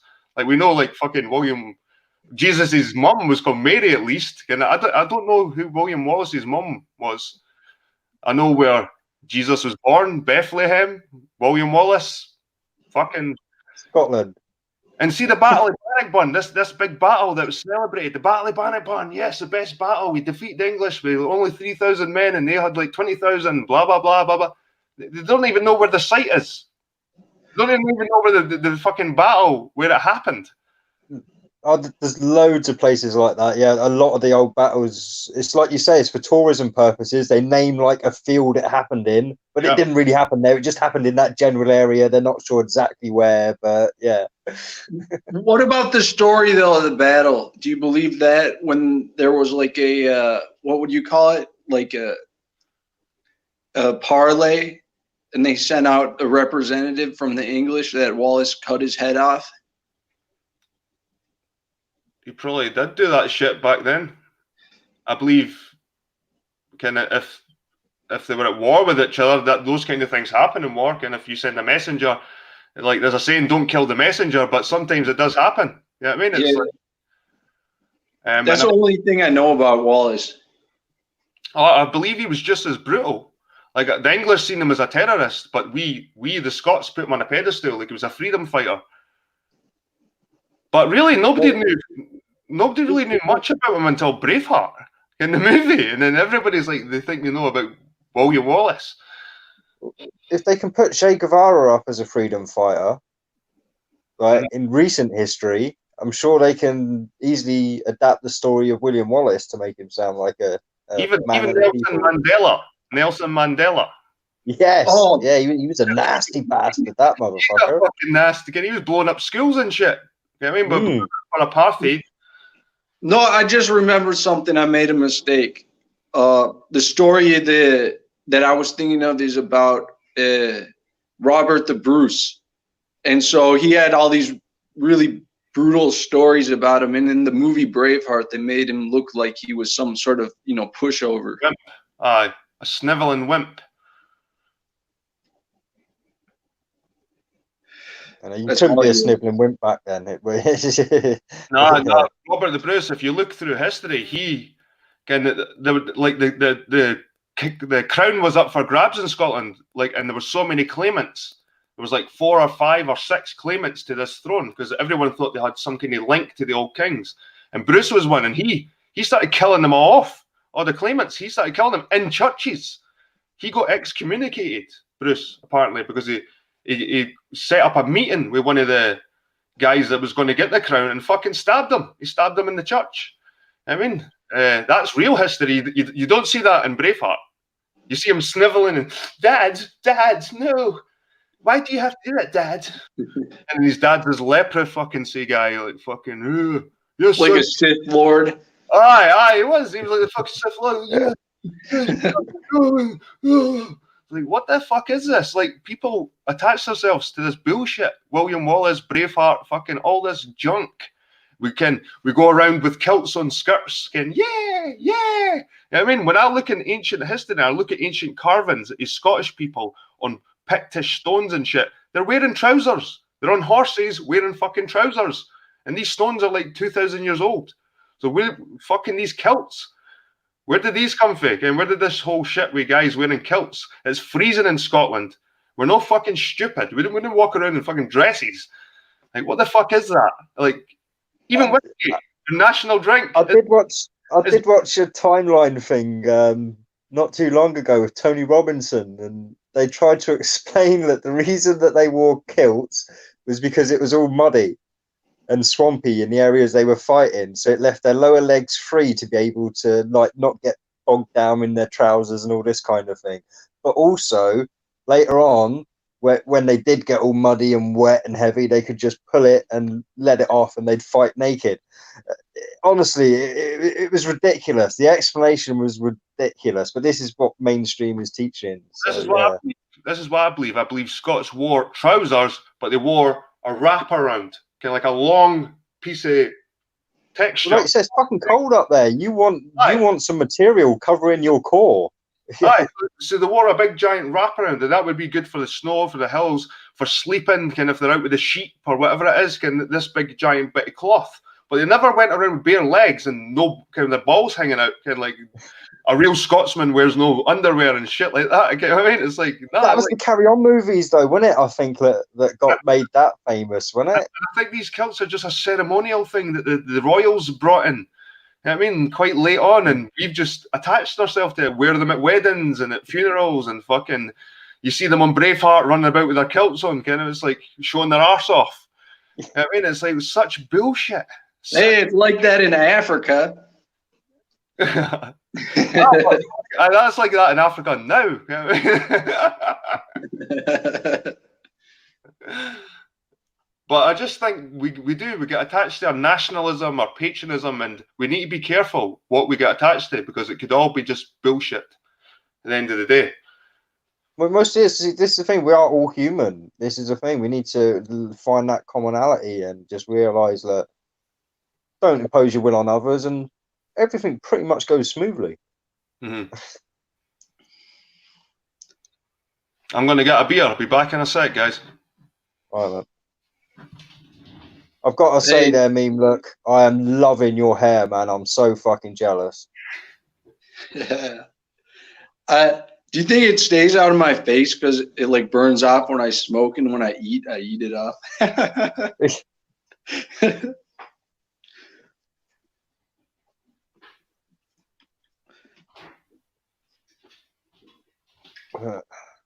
Yeah, with my hair, I can go and like go wherever I want and kind of like blend in Africa. Like, what is this guy, Arab? But you know that guy when Americans go on holiday is tell everyone they're Canadian, isn't it? Like that guy before me who came on, what was his name? P. He had a bigger beard than me. That was impressive. I've certainly got a longer one. Oh yeah, you got yours tied up. Yeah. So, I didn't see it. Yeah, I've just got the face cock. It's just this tiny little bit here on my yeah. So Meme Luke, you came into the panel and you first said the Jew tree. Do you do a lot of study in like Middle Eastern stuff and history and who's in control and kind of do you kind of follow the Jew conspiracy and stuff like that? Yeah. There's something in the Quran too that's like, or a Muslim thing that they say that when the end of the world comes, that the Jews are going to hide behind those trees. Did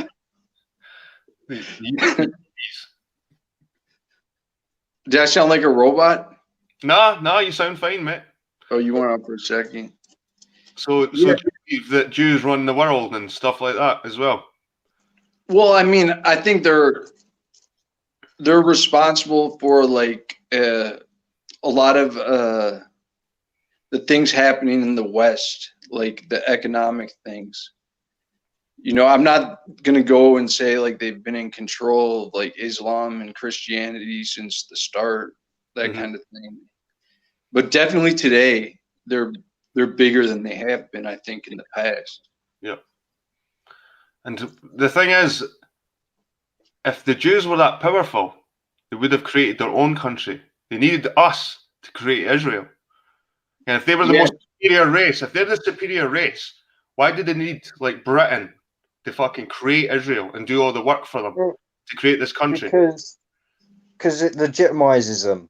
It's that simple. I really do think it just comes down to legitimacy. But they couldn't do it themselves as a race or a so-called religious race, should we say? Again, well, if half the stories about the Jew persecution throughout history are true, then you'd probably presume that you'd want some kind of backup, basically, when you start this country for yourself, and like I say, legitimacy and stuff. So I don't know. Again, I've not. I mean, I've looked at the whole conspiracy side of that thing and everything, and yeah, I tend to agree personally that it does seem like the Jews have an awful lot to do with it. I mean, I follow the money basically, but Pam Mati again, in the chat said Bethel means house. She must be way far behind. She's maybe been looking it up. Well, Bethlehem as well, I suppose. Yeah. Well, I think if they were so superior, that the Jews and all that shit, they would have done all this shit by themselves and not had to rely on the goyim to do all the fucking work and all the wars and all the fucking, and like, I think there's lots of people involved in this, man. Oh yeah. I'm not saying it's just the Jews myself. Like I say, there are definitely, because you see all these secret societies, and again, maybe this is the David Icke influence in me now, but you do see that this death cult kind of thing going on in the background and stuff. The whole paedophilia and blood sacrifices, and these I don't think that's necessarily a Jew. They do, and the whole high positions in the banks and the fucking media and the Hollywood and shit like that. They do, that you can't deny this shit, it's obvious. But, well, the thing that really irks me is like the media and Hollywood and that culture of, it's just, trash. And that for me is the worst part about it. It's just pure fucking immoral garbage. See, I like what Cubesters put in the chat there. It's not Jews, it's bloodlines. Yeah. I think that again, the Jew term is a shield. It is a shield they use. It's about the bloodlines. And like we were saying earlier, the letter J itself is a late letter. Like, what were they called before the J came out? Hebrews. Use. Yeah. Use. Yeah, they were called use. I never heard anyone say that today, but they do say, the Arabs say, Yehud. DG in chat says, Jews are manipulative. They can't fight for themselves. They use other groups to do their bidding, as evidenced by the Middle Eastern wars waged by America and Europe. Well, it's kind of like a modern day crusade. Yeah. And you know what? It's like a modern day crusade. And I think because if the Western powers weren't flexing their military muscles over there, they would be doing it back. It's happened throughout history. There's always been this battle between Eastern and Western culture. And Constantinople, which is now Istanbul, and that was one of the last, that was Roman, that was Greek, Byzantine. And yet even Spain, they got as far as Spain, the Islamic influence. Like, Spain was a fucking Islamic country for 200 years. I mean, this is what happens when you let it slip. So I think the Western powers now realize they need to keep bashing these countries, keeping them down, keeping their technology down, keeping them poor as they can. And I think this is why Israel was created. It's like a buffer zone, a base, to just keep these countries fucking down. Because if we let them do what they want, they'll probably become more powerful than the West with all that oil, those resources. So we have to just keep pillaging them to keep them down. I mean, that's the way I look at it. It's like resources. Yeah, but there's another thing too. Like, the whole Islam came and replaced the Roman Empire kind of as kind of a culture, and then they became more rich at that time than the Dark Ages were at that time for the European. And what brought down the Islam at that time was Genghis Khan and the Mongoloids invading from the east. So So what dynasty was that? What like was it a Persian Islamic dynasty? Was it? It wasn't No, Salaman. It wasn't Salaman, was it? They got defeated by the Mongols. it was it was at that around that time, within 50 years or something. So there were the Crusades at the same time, but the Crusades didn't damage the Muslims as much because they weren't like banned from their religion or anything, and like really like in Islam there's no like law that says Christians and Muslims can't live in the Middle East. Actually, there's a right for Jews to live in Jerusalem.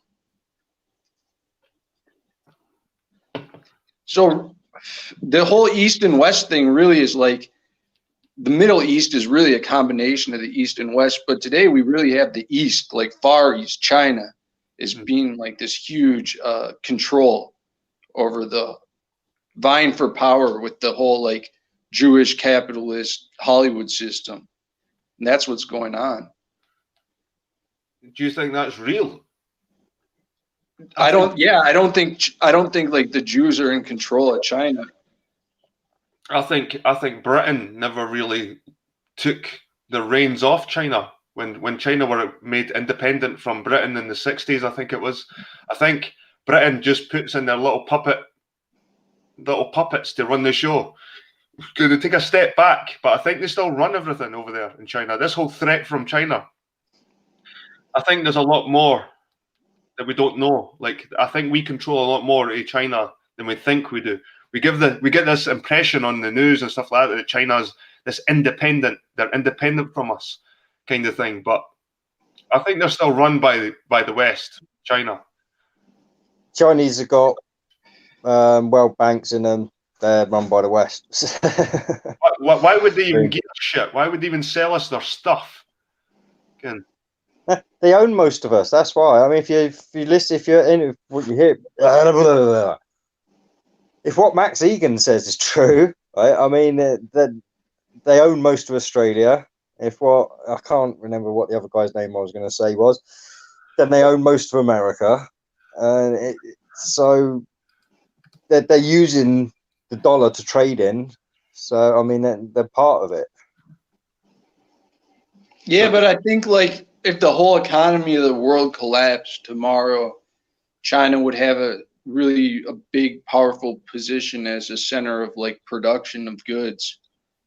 Oh yeah, it's got the infrastructure there certainly, and the people that are willing to pretty much do whatever it takes. So. But they've never had innovation, really, China. They've never really had that innovation. They're good at copying. They're good at replicating, but they didn't really invent. So even though they would have their infrastructure set up, okay, they keep them going, I think eventually they'll be overtaken. And they would eventually be overtaken once again, because I think they would just come to a stalemate because of this whole communist ideology. It stops competition and stops people from trying to compete to make better stuff. I mean, like, you need competition to get better stuff, and that's where capitalism is quite good. Yeah, well, it is, but war's better. Not being funny. I mean, literally, most of our inventions have come in times of war. Oh, DG said in the chat, Mark Zuckerberg literally asked the Chinese prime minister to name his child to ingratiate himself to the Chinese power. And what did they name him? Ping pong. Fat cock. And if you think I'm joking, there is really a Chinese person out there called Fat Cock. I believe you, man. I believe you. Yeah. Like I say, we had a file at Royal Mail with this guy, like, used to take pictures of all the unusual names and stuff, and yeah, Fat Cock was there. It wasn't spelt Fat Cock, but it was pretty much phonetically Fat Cock. Yeah. Well, Zuckerberg's another sort of Jewish. Is he Jewish? Zuckerberg? He must be with a fucking name like that, eh? With a nose like that and all, yeah. But he probably doesn't practice. This is this thing that and this is where this Jew word gets thrown around quite a lot, and I think it's more. I think Jew is more of a religion, to be honest with you. If you can, you're a Jew, and it's like saying all Christians are white. I mean, it's like it's Judaism. I think this whole idea that there's a master race of these Jews, I think it's more Europeans mixing with the Middle East, and you get these Jews. We call them Jews, but they're just a mix of the East and West. Yeah, they're the Ashkenazi Khazars. Khazaria. Did you ever see anything on Khazaria? It's meant to be the first like Jewish kingdom in Europe. Yeah, it's very interesting. But apparently they only converted to Judaism because they were trapped between the Islamic country on one side and a Christian country on the other. So apparently the leader said, right, I'll pick Judaism just to say neutral. And we'll get a lot less problems. And apparently that was the first like Jewish kingdom in Europe. But they're kind of gone now. Like the Tartarians. Do you believe all that Tartaria stuff meme? Yeah. And they were actually in alliance with the Khan and the Mongols. Khan's still quite a prominent sort of name within royal lines. Like Khan, the name Khan. Well, it's just like King, but like Asian version. Yep. I think Dee might be a Khan. A Khan. Well, I guess we'll find out, won't we? In a couple of weeks. No, it'll be longer. Yeah, it takes 6 to 8 weeks after I send it back. So, yeah. Mine's came quite quick. Mine's was like about 4 or 5 weeks. Like, it was pretty quick. Oh, are you talking about the DNA tester? Yep. Yeah. I got a 20% Scottish. Oh, nice. Yeah. What was the rest? The rest, it was 60% English. And then I got 10% Middle East. And what's the rest? Because I think that's 90 now. That's like 95 or something, or 90. Yeah. Then there was a bunch of little stuff like Spain, Italy, Arab, and Sweden. Was that Ancestry.com? I think so, yeah. Yep, because they'll probably they update all the time, so you should go back and have a look because those little ones might have disappeared. You might be like 70% English now and 30% Scottish. Those little ones just disappear over time. Well, I thought the Middle East, the 10% was pretty big. That was weird to get that result. But then I always kind of thought like, oh, maybe I'm a little Jewish, but I'm not the Ashkenazi, because they had the Ashkenazi thing on there and that said 0. So you think you're a true Jew then, do you? Like maybe like my great grandmother was like a Turkish or something. I suppose you have a Middle Eastern look about you. You look a bit like the Kazakhstanians. Can the Kazakhstan? Have you seen those guys? They're like white Muslims. They've got the big beards and they've got hardly any tash as well. They keep their moustache really trim. But they've got the heavy beards and they've got the sort of Roman style nose as well. Yep. Yeah, it's hard for me to keep track of them all, to be fair. But like UFC fighter Nurmagomedov, he's a Kazakhstan. Like Nurmagomedov. Heard of him? No. I'm not into that scene, to be fair. The whole MMA stuff and all that. I hear a big blouse. I mean, I heard of that guy Khabib. That's who I'm talking about. Khabib Nurmagomedov. Mm. I'm probably not saying his surname right, but something like that. It's Khabib. You look that kind of. You could be his cousin or something. Yeah, and I've had a lot of Muslim here, the immigrants that I meet, and they say, "Oh, you look like us sometimes." It's funny. Oh, there is a similarity. Yeah, Big gets searched a lot at the airports. Well, yeah, I got searched in the airport like half the time at least. Mind you, you could be Amish as well. You could probably class it as Amish. Yeah. I don't know where the Amish community did they sort of find their roots in the Middle East as well? Or is it England or is it Germany? Yeah, it is Dutch, German. innit? I think they're Dutch or something, couldn't they? Like the Amish. Dutch or German or something. I think it's Dutch, to be fair, but don't. Yeah, Pennsylvania Dutch. Yes, Dutch. Yeah. And then you got like the Quakers, the Quaker people. I think they could be for the English. Yeah, but it's something that they say the Amish, what they did was they took like the translation of the Old Testament and went to like trying to follow those like religious law that Christians hadn't done before. That's what it was all about. Right. So they're kind of like I don't know, like they're talking about the Noahide thing now. Mm-hmm. Like those Amish people, they're like the original like Noahide people, I think. But there's a couple parts in the Bible, and they say it too about Muhammad, and that they don't cut their hair.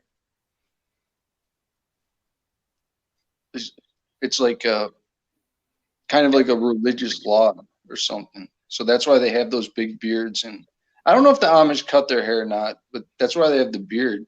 Mm-hmm. Yep. I think it's saying about how you cut your beard. You're not allowed to cut the sides or there's some passage in the Bible. I think that there's just a way you're not allowed to cut your beard or something. Anyway, but it's like the Sikhs. I think the Sikhs don't cut their head hair. That's why they have the turbans to keep their hair in place and stuff. So. Mm-hmm. And they always wear a wee knife as well, like a wee curved knife. Yeah. That's to fight the Muslims. That's to be ready to fight the Muslims. Like they have to keep that by law in their own countries, I think. Just in case like a war breaks out with the Muslims, they've got they're already armed. They got their little knives ready. They're going to be so useful. Or a pen knife at that. I got my knife. I got my AK-47, bitch. It's true like that, and all over the Middle East, wherever there's one group that doesn't have any power, they're all still allowed to carry around those little knives. So DG's saying in the chat, Khabib versus Tony Ferguson, who you got winning, Jed? I can't see past Khabib. Ferguson's a beast, but Khabib's just one of these fucking wrestlers that get you down on the ground and just wear you down and just fucking grapple you and then choke you out eventually. He's one of these guys that doesn't strike really too much. He'll get you on the ground and just fucking grind you. Where Ferguson's he's more a striker. Barbie McGill says many of the Pennsylvania Dutch fled because of religious reasons and are basically Ashkenazi Jews. Never bring a knife to a gunfight, says someone liked your comment. Somebody's been watching Indiana Jones. So the ancient Scottish people, they had a mustache and they shaved the beard. Mm-hmm. According to what Caesar wrote. Yep, there's a statue. They're not sure who carved it, and it's really old, but it's called the Dying Gaul, and it's meant to depict like a Celtic man from back in Roman times, and he wore like a torque, kind of like those gold bars, those curved bars and he had a moustache, just a moustache. He was shaved face, just a moustache, and he's got like a stab wound. He's kind of lying. He's kind of dying with dignity.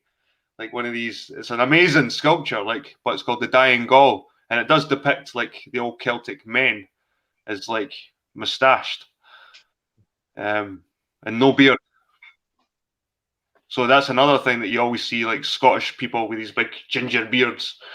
Again, it's stereotypical, but I think the moustache was more popular back in the day.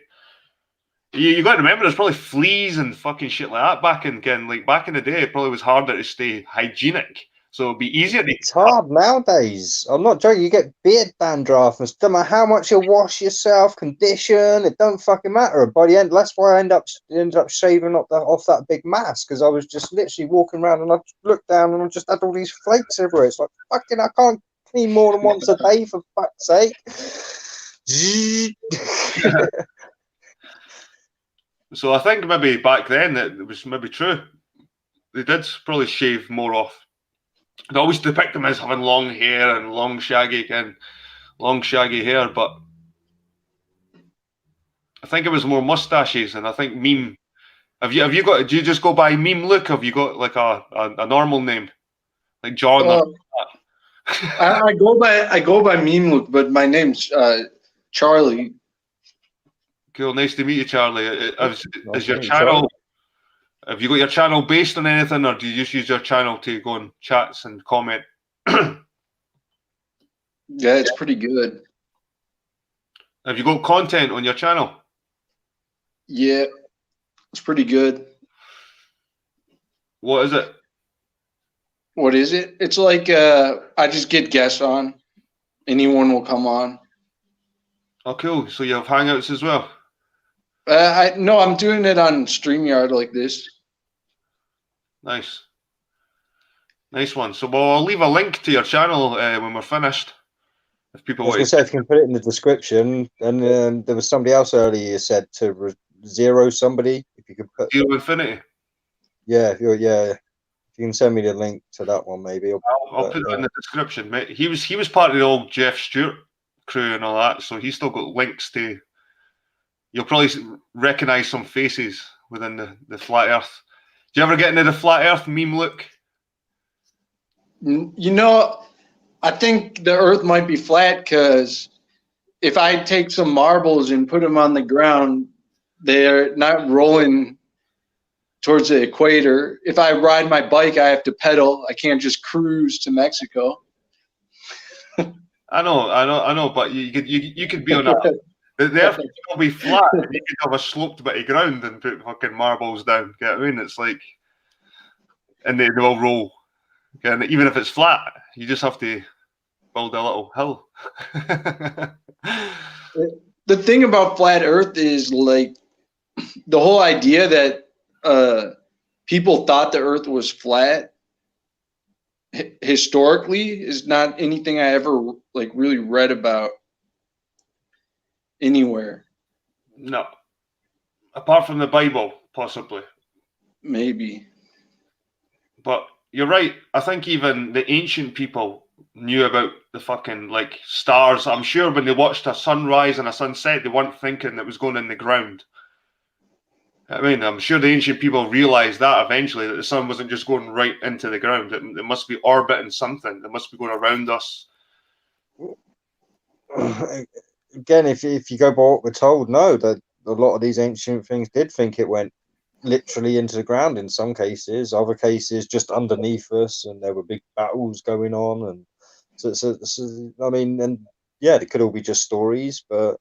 So you reckon ancient people are stupid enough to think they see the sun in the morning rising, and it's not getting any bigger, and it's traveling over their heads, and then going down into the sunset, and it's not changed size at all. It was moving over our heads. It would be bigger over your head, and then get smaller, smaller, smaller as it disappeared. Like the ancient people would have figured that out. Come on, like you said earlier, people thought the people were stupid, and they weren't. They're probably more attuned and more connected with all that. Yeah, shit. no. Don't get me wrong. I think they paid attention to the weather for seasons, and I think that, like, that's where the astronomical. I don't think that there was too much thought going behind it, apart from the religious factions, and that's obviously where we get all the writings from and everything. Anyway, so don't get me wrong. There may not have been this like big held belief, but certainly the religious writings and stuff would suggest that it was being taught that way, at least. So I think the ancient people worshipped the sun, they worshipped the moon, they worshipped everything. The sky was like their TV back in the day, ancient times. So they were watching everything all the fucking time. Not like us, we're stuck in our houses, fucking on the screens. I mean, these people would have watched the stars all the time. And I'm sure they would have figured out that we weren't just this flat fucking pizza flying through space. Well, again, see, I'm not sure they would have had the comprehension of space. This is an idea that's been put into our heads relatively recently and stuff. I mean, so again, you got to remember that they didn't have the basis of knowledge that we have to rely on today in order to draw our conclusions. I read ancient like Roman writing that describes things like space and comets and shooting stars like pretty accurately. Like they said they were burning up in the sky and there were gases in the sky and that kind of thing like that. So it's not like they didn't know anything I don't know.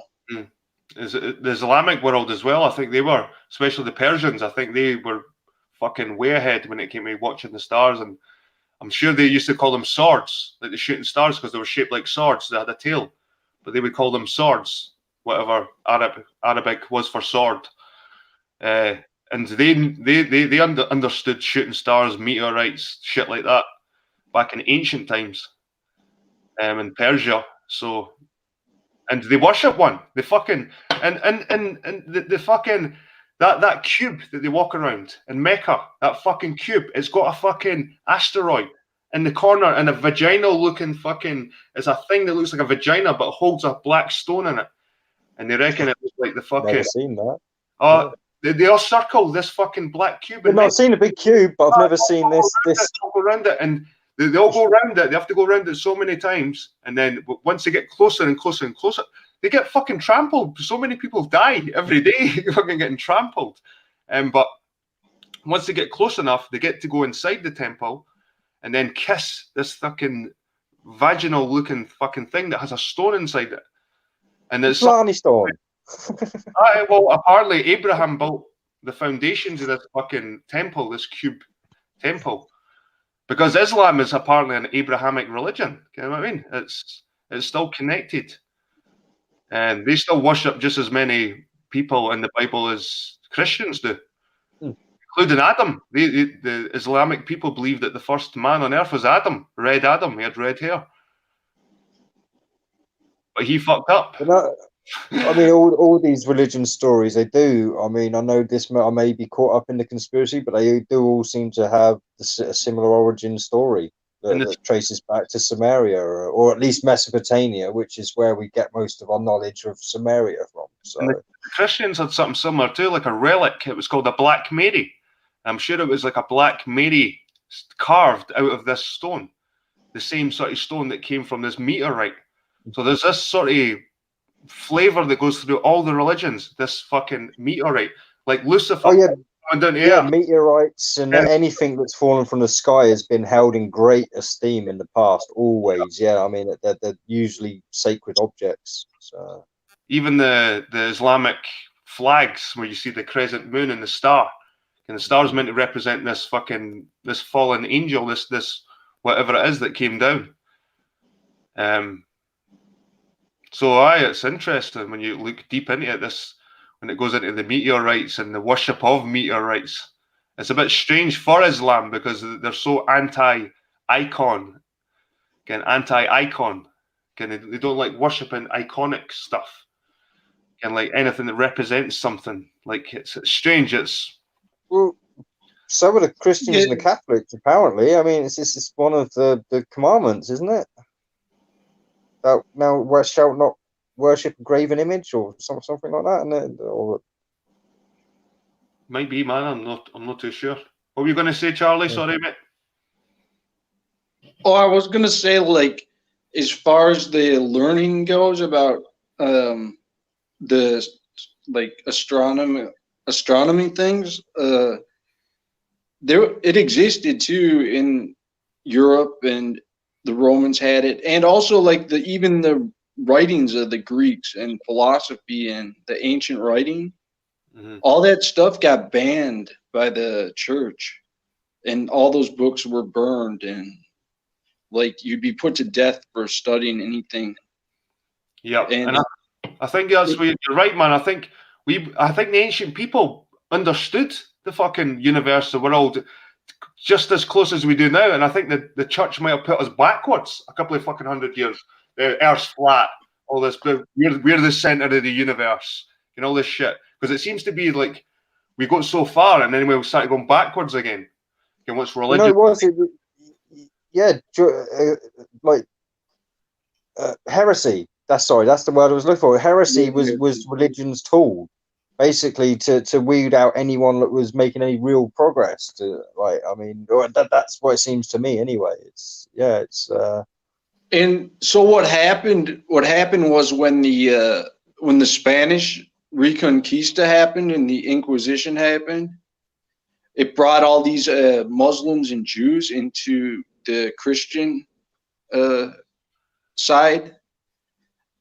And they had all those texts and stuff, the Greek text, the astronomy stuff. And that's what led to the whole push in like science and stuff after that. Because that was the 15th century. And then you have the Renaissance in the 16th century. Yep.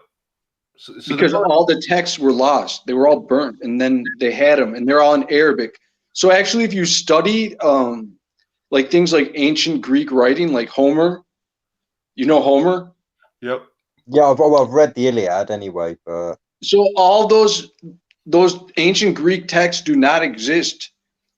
The earlier versions, they're all translated from Arabic versions into Greek and then into English. It's interesting. That's cool. Oh, I didn't know that. So maybe what happened was this knowledge was kind of universal at one point, this knowledge of the stars, the sun, and maybe when the church and the institution got their grip on it, they kind of sent us back and they held all the secrets of the fucking universe, of the world. Well, we believed in fucking things like flat earth. And they knew the real way the heliocentric model worked. I don't think they knew. I think they just destroyed a lot. They just destroyed a lot of things.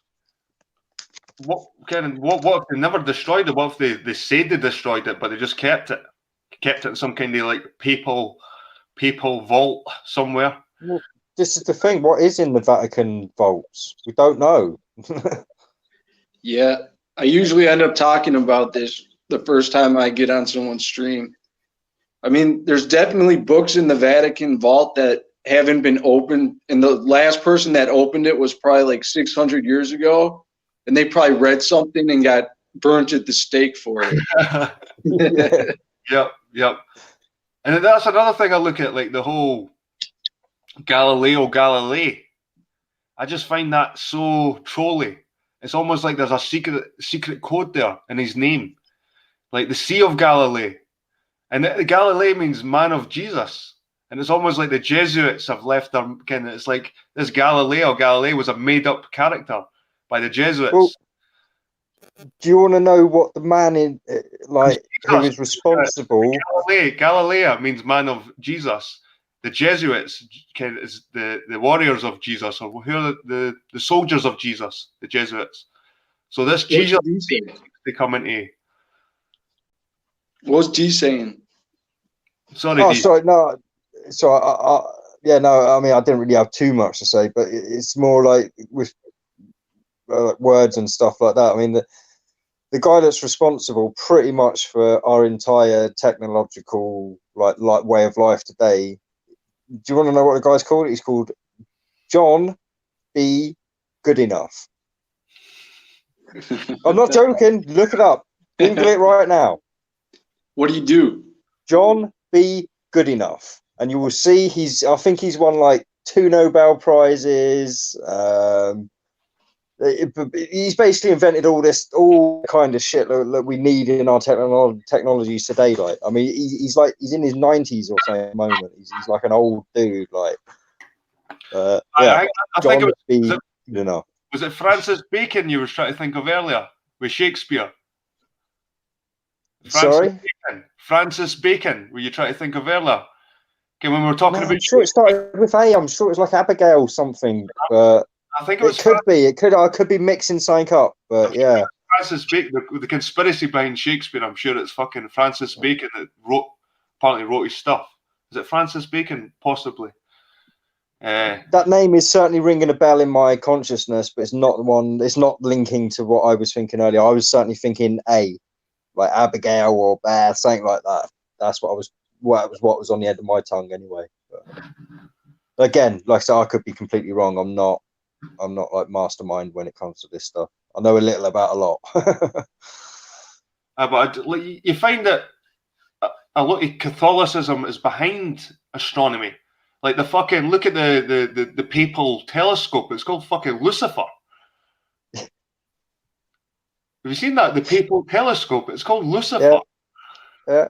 They've got their own telescope. Yeah, but they got on it after. That was later on. That was only a few hundred years ago. They've been doing astronomy forever, but there was a time, like from probably the year 800 to like 1500 or something, where astronomy was a heresy. But what if they do believe that Lucifer is the light bringer, the knowledge bringer, kind of a bit like Prometheus? It maybe stems from the idea of Prometheus stealing from the gods knowledge. Yeah. I mean, and maybe this is what Catholicism really believes, that Satan is. This is Satan's world that we're in. And do you know what I mean? Well, the Catholic idea of Jesus is kind of satanic from a Middle Eastern Islamic Jewish perspective. Why? Because Jesus taught probably the most peaceful shit out of all those religions, really. Again, like turn the other cheek and all this shit. Again, where Islam and they're a bit more brutal when it comes to their enemies and stuff. Right. No, but the idea is that Satan is like the angel that wouldn't bow to God. And so he was Jesus, by saying he's the same as God, it's putting him on the same level, like the same plane. And they don't believe in like that, what's it called? The Trinity. Mm-hmm. The Father, Son, and the Holy Ghost sort of thing. It's very like philosophical, like this idea of like what is God is kind of unexplainable. There's no way to really understand it. But then when you have the Trinity, it makes it more like there's more like a picture to it. Like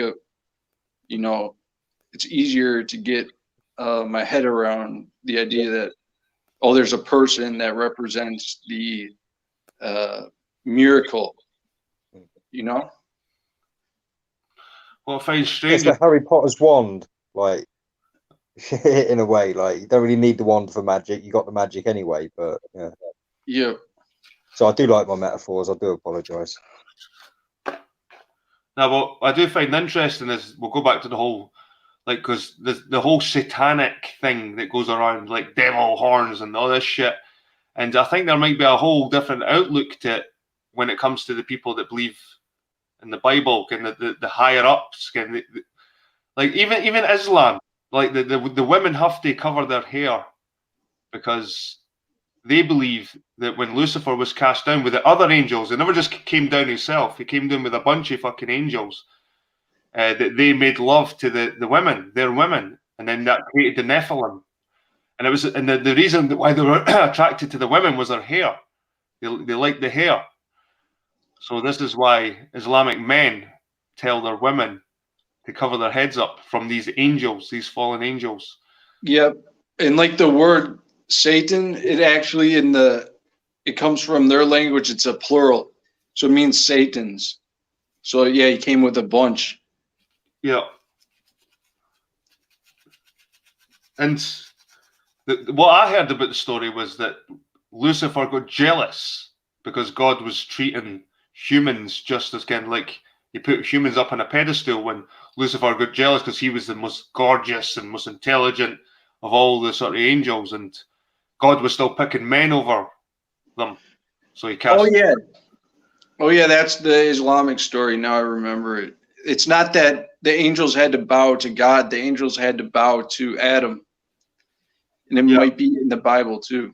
Yep, I think that was it. And they got jealous that they had to bow to a stupid man when they were like the angels. It So was first creation or something, weren't they? And jealous. And there's lots of shit in our culture now, man. Like these stupid like Netflix programs like Lucifer, and it's everywhere. Like in this Lucifer idea. And I think people just get caught up in the red guy with the fucking horns. Well, one of the biggest series this year has been Good Omens. The Terry Pratchett booklet's been converted to a series on Amazon Prime. Cool. Sasha is here. Sasha, your hair's looking very red tonight. Thank you, Jed. Happy birthday, Jed. Well, it's in a couple of days, but I'll take it now. Thank you. Getting old. Getting old. It's terrible, isn't it? All the wisdom and the experience of life. So you've been enjoying the conversation. It's a bit religious, like, but I like these religious conversations sometimes because I do look at a lot of like religious literature, and I surround myself in a lot of religious sort of environments from the past. I don't like go to church and fucking do all that shit now. Well, humans are such religious creatures, and so much of our culture and so much of our life and how we think and what we think we know, and I mean, it's all tied into religious belief, right? We might call it different things, but at the end of the day, there's a lot of, I just think that meets some of our needs. So I think it's always interesting to talk about the different religions, the different systems people kind of set up to make sense of the world. And what's your idea about this whole Satan, Lucifer? Was he the good guy that brung humans knowledge, or is it this red guy that, like, with horns that fucking wants to rape Tenacious D? Anyone seen the Picky Destiny? Oh man, that's so good. Yeah, I love it. Absolutely love it. I think, first of all, is there an echo or am I okay? You sound fine. Okay, good. I think, yeah, I do believe that the concept of Lucifer as an adversary to God, the evil that's the adversary to good, I think that you can think of it as our animal instincts and our animal nature in opposition to our sacredness, our ability to transcend, that spark of you might call it divinity, you might call it something else, but that spark in us that allows us to transcend and gives us a desire to, right? I think that there's an argument that can be made for seeing it in those terms, but I also think that there are I don't know, intelligences maybe that don't have our best interest at heart, who interact with humans. And I think if you want to call them Lucifer, or if you want to call the one that has had more influence here, or that more people kind of interact with, Lucifer, I think that's okay too. What do you think? Maybe that's where the Satan worship comes from, rather than this whole red devil guy. Kind of, it's maybe looked at differently. And like he's a bringer of knowledge. Kind of like he's a good guy. Kind of if it wasn't for Lucifer, maybe we'd be still stuck in the Garden of Eden, blissfully unaware of the world. It's kind of thing. That's exactly the thing, right? It's such a double-edged sword of this idea of, some people who want to just be dogs. They just want to sit on the grass happy and watch the world and eat their food and sleep and maybe reproduce. And they see that as the epitome of being at one with the world. If that's your view of like the ideal human life purpose, then I would actually be the adversary, because I think, no, that's not enough. You're not adding complexity to the world. You're not contributing to the system, right? And so I can see this idea that like the adversary to the natural state is the one who brings not necessarily wisdom, but who brings technology, who brings knowledge of doing things that are more than what animals can do. And so I think these things all kind of got tied in, and different groups use them for different purposes. If you're using religion to control the masses, then you're going to take things that are true and you're going to tie them together with things that aren't true in order to better control people. So like, I do think the idea of the light bearer, the one who brings knowledge to humans, who brings the knowledge of good, right and wrong, that's bringing morality. Animals don't have morality because they can't think in those terms. So in that sense, Lucifer is the good guy. But in terms of, I don't know, I think people are misled. I think people think that they're interacting with the good guy and he's promising them knowledge and the secrets of the universe, right? But then I think it's a trick, it's a deception. And then at the end, they find that they've given up their integrity and they've corrupted themselves and their society. And I don't think they get from it what they expect. What was it Jack Parsons? Who was the one? No, John Dee, who, Dee, it's kind of funny that your name is Dee, but so he was promised by these angels that if he kept doing what they were saying, telling him to do, that he would be given the secrets to this realm. And at first they were telling him to do good things and he was doing good things and blah, blah, blah. But then in the end, they said, okay, so here's the final test. You have to do this wife swap with this other guy, right? Even though your wife doesn't want it, even though the other woman, that the one you're swapping for, is crying during sex, you have to do this if you want the secrets to the universe. So he did it, and then he didn't get the secrets of the universe. And he thought that he had to pass that test, and it was this hard test to pass, to like give up his integrity, give up his morality, give up his trust with his wife. But I think that he failed the test. He thinks he passed the test by doing it, and then the angels just disappeared on him. I think what it was is that they said, are you willing to become a terrible human? And he was, and that made him unworthy. So I think that there's trickery, right, in the angels, that people, and even the people who think that they're worshiping Lucifer for power. I think that there's trickery in there. Sorry, I'm just on this big rant. That's fine. It gets me thinking about other things, and it got me thinking about the whole snake on the tree as well. Like, is this the same as the angel that was cast down? That they seem, because people say the snake was Satan, and they say Lucifer's Satan. So like, are these? Is this the same entity, or is it separate? Or I think there's too much. Sorry. I think there's too much emphasis on intelligence too, like is a value, and it's not really a value as much as morality. Say more. You know, like it's really important to be smart.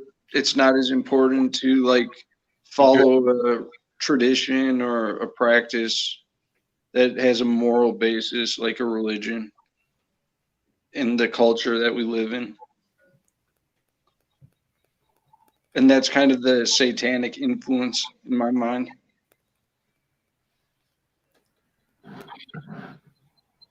Sorry, the satanic influence is what?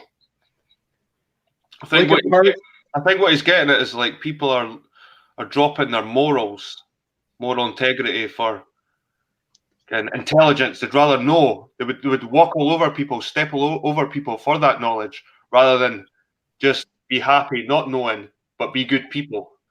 I mean, I'd rather not know, but be a good person. But people are clambering over each other to get to know. How do you know if you're a good person without intelligence?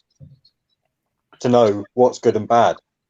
If you get me, I mean, I know it's kind of a catch-22, but you need a modicum of intelligence in order to recognise good and bad. I know, but that's where your heart comes in. That's when you, like, it sounds stupid and it sounds a bit airy-fairy, but to me, you know when you've done something wrong, you can feel guilt, you can feel shame when you know you've just done something wrong. I mean, like you don't need someone to tell you you've done something wrong. You just know deep inside, like when you've done something wrong. And like I've said this before, morals aren't subjective. If you can't kill a baby and torture a baby for fun and justify it in any way or shape or form in any fucking place, that's going to be evil stuff. I mean, to me, there's no way to justify that, even in war. Oh, we had to kill that baby or strangle it, torture that baby just to get information out its father, because we were going to save the world. Or again, there is lines to be drawn in the sand. Again, there is good and bad in this world, and this is where this hairy, fairy New Agers come around and they say, "Oh, morals are subjective, It just depends. Good and bad. It just depends. Now there is fucking good and bad people out there. There is good and evil. Yeah. If there's good, there's got to be an opposite. If they admit there's a good out there, there's got to be the opposite. But see, but that's where I think that the distinction between humans and animals, that's why I think that the whole concept of Lucifer, it's such a complex one, and it's kind of both, and it's kind of absorbed good and bad, because a lion will, if it catches a baby gazelle, it will play with it as it eats it, and it eats it alive, obviously. And we don't think of the lion as being immoral for enjoying the kicking and of the gazelle that it's eating, because it gives it an extra thrill, right? But when humans behave sadistically, we know that that's immoral. And so that's the thing. That's why I think that the Garden of Eden, where humans were part of nature, well, nature is sadistic and cruel and disgusting. Male cats will come into a new community of cats and it'll kill all the kittens and then rape all the female cats so that it can have its own kittens. But it doesn't just kill the kittens. It plays as it kills them. It finds it fun. So I think that that's this idea of like, when humans are taken out of that natural state, we become better, we transcend, and that's a good thing. And that's the Luciferians. I think that they've taken that idea and said, oh, this is what Lucifer does, and it's a good thing. But I think you're right, Jed, in saying the fact that we have morality is a good thing, and that distinguishes us from animals.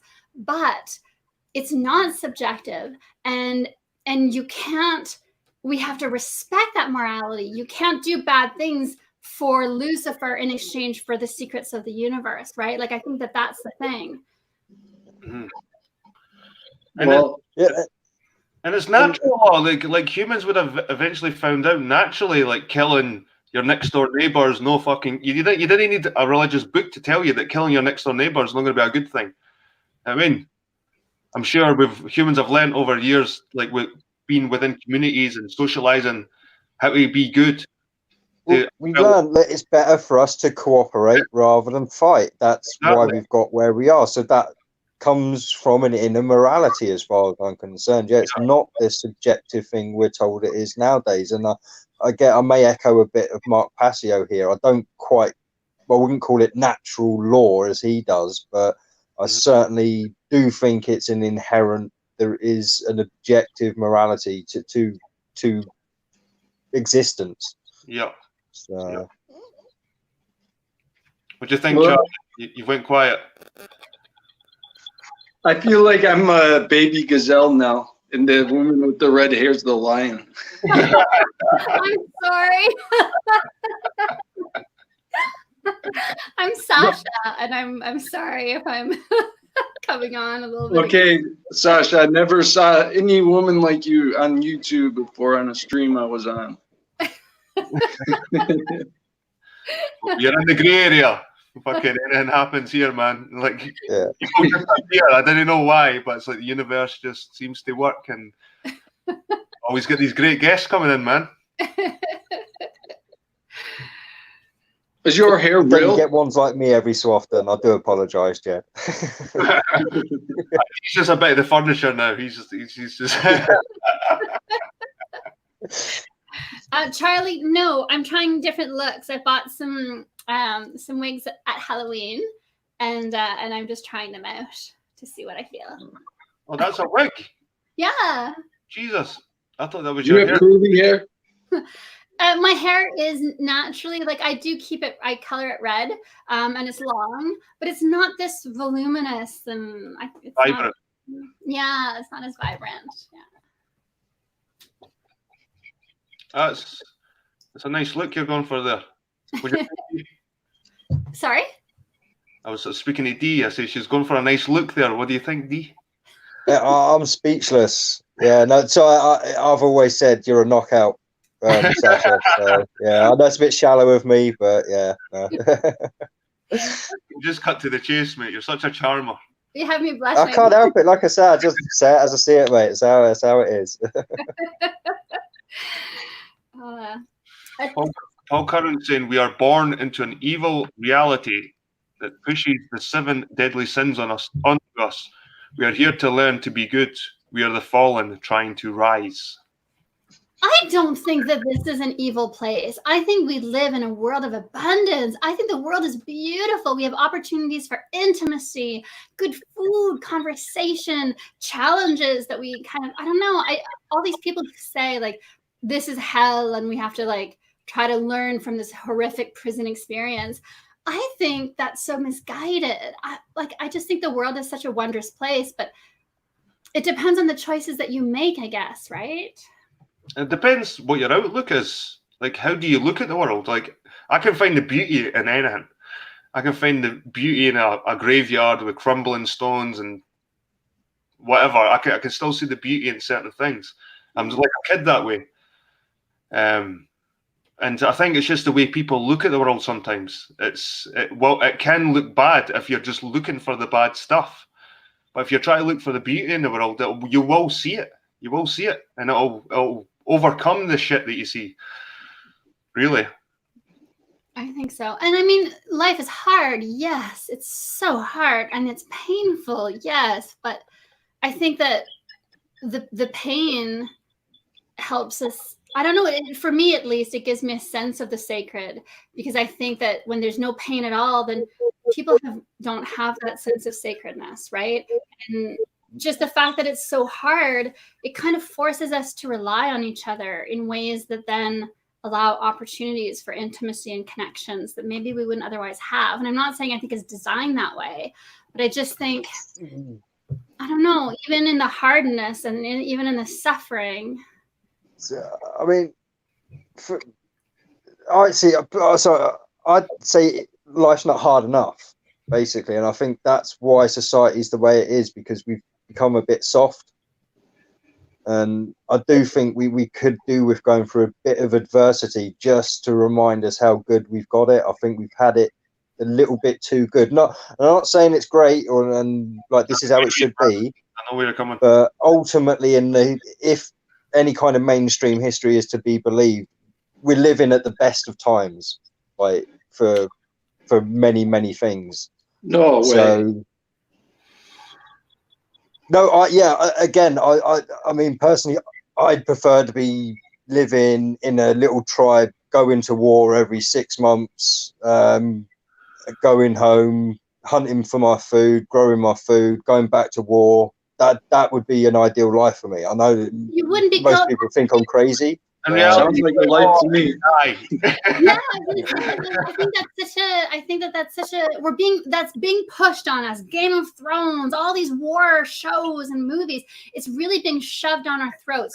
That's how you could like define yourself as a man, and don't you miss those days, and don't you want to go back to that? And I think it's just this way of trying to get people ready for civil war. But I think underneath that, look at that, and no, you don't go to war every 6 months and come back home and then hunt animals. You go to war and you die. And your wife is stuck with pregnant with these babies, and she doesn't have anyone to provide for her. So then she has to trade sex with this road because he didn't go to war because he's missing a leg. So he then feeds her in exchange for sex, and he's gross. And that's what your wife does because you died in the war. And like, extremely programmed person here, Sasha. I can only apologize. But like, I really do think like this idea that was somehow more noble. I think men especially fall into this trap of thinking like it would have been easier to like make a name for themselves and be a man and feel strong and powerful. No, because you go onto the battlefield, you get slaughtered, you get your arm cut off, you get brain damage, and then you die. And the women and children suffer horrifically. Nowadays, I think it's harder that you have to find ways for yourself to be noble. You have to find ways for yourself as a man to distinguish yourself as manly. And that's harder, right? But it today especially, yeah. I mean, I'll take on a bit of VB's role here. Like, I mean, with the whole third wave feminism and everything, I mean, it is really hard for men to figure out what a man is. So yeah. And for women, like I think I think women had to, for most of history, women have had to have sex with men that they're not interested in, not attracted to, and not in love with. So then they end up being these bitter, harsh nag wives who are just kind of mean to their husbands because they don't like them and they have to have sex with them anyway. And then they have to raise these That kids. would explain why I did divorce. Sorry. Now, I think now we're going through the transition where now we have all this freedom for men to figure out how to be a man without having to die in battle, and for women to decide how do we be women without having to have sex with men we're not in love with. And so in this transition period, everybody's messed up, everybody's lonely, relationships aren't working. But I think that we're transitioning to something better where men figure out how to be able to be masculine men without dying at 27 on the battlefield, and women can figure out how to be women without having to be seductive to anyone who can help them, right? Like, I think that's I don't know. She must be P. Mars's girlfriend. I was thinking of that as well, like this whole idea, like Sasha mentioned earlier, this like Game of Thrones and Lord of the Rings and all these epic battles. You see all these men running in, and when you look past in like ancient culture, like that doesn't benefit anyone. All these men, all these the finest men killing each other. Like what I see in ancient culture is they got their champion. They presented their champion. And it was usually one dude rode it. I mean, whoever won out of they two, the kings, whatever, like that would be the decision of a war. It'd be like two men fighting, like not this big epic fucking 10,000 men. I certainly wouldn't say it was that simple, but yeah, it's not as. Again, there were very much rules back in these ancient days because the people were more respected by the people they were led by. So you only fought in times when it was okay to fight. It's like you didn't fight during the winter. You didn't fight at night time. There were like unwritten rules. So when you're thinking of all these battles of people clashing together and loads of people getting killed, no, that didn't really happen. Loads of people got injured. Yeah, loads of people, because it was really easy to injure people. It's really hard to kill somebody with a sword or a spear. And like Orphan says, you end up with lots of maimed people and brain damaged people. And so you end up with a sick and wanting society from it. Again, I wonder when the kings stopped being the guys that led their armies. Like, remember the days like where the kings led? That's how you became. Not that long ago. And it was the Battle of Agincourt, I think. That was just the end of the 100-Year War. That was it was probably the First World War was when the leaders really stopped going into battle. Before then, the leaders had to be in battle because they were directly at threat. Even in the Napoleonic Wars, you had fucking Napoleon and all the dukes, the Austria, and they were all fucking old men, like fucking 80-year-olds on their horses, getting fucking leading the cavalry. You know what I mean? Like these guys were like, they probably deserved to be in the positions they were. Especially kings. A lot of these kings deserve to be kings because they were leading armies. They're raising their men up and they were charging forward. And like when did they become the leaders hid? I mean, but I think that the leaders weren't attacked. Like when we see these older wars, right, and the leaders were in the war, I think that, like, I'm guessing that there would have been an understanding amongst the troops. You don't kill their leader and they don't kill ours. And so you kill all the warriors around. No way. Not even the warriors around. The horse with the flag. No, if you were knighted, you were expected to come home from battle. You didn't go to battle to die because, like I say, at best you'd get a little flesh wound here and there because the battle was usually decided by capturing the leader, capturing the knights, because the knights were the aristocracy of the time. That they were the leaders around the leaders. They were the shadow government of the time. So it was. I think the Battle of Agincourt was one of the first where the knights actually started getting killed. So, because we say like, oh, the take no prisoners approach, right? So even now in war, there's this idea that there's some people that, those are the boys that kill each other, and then you have the prisoners of war, and so those are like maybe the lieutenants or whatever it is, right? The officers, those get captured and traded.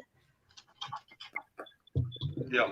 And usually these guys survived because there was usually a trade-off for prisoners and stuff like that. It was all about the what'd you pay for a hostage?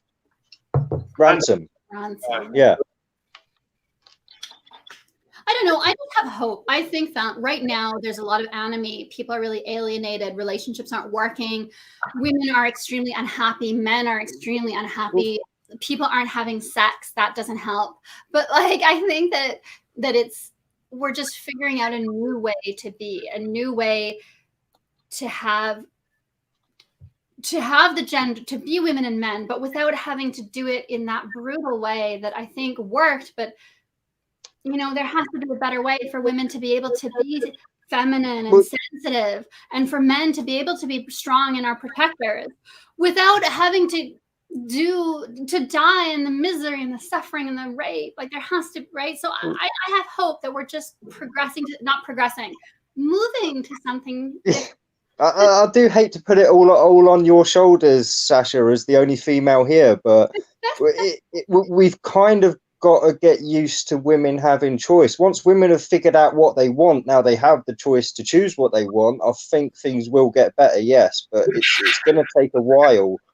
And again, I'm taking the VB MGTOW route. Like, I'm not like into all that kind of thing, but I can see how women can manipulate men very easily. We all know that.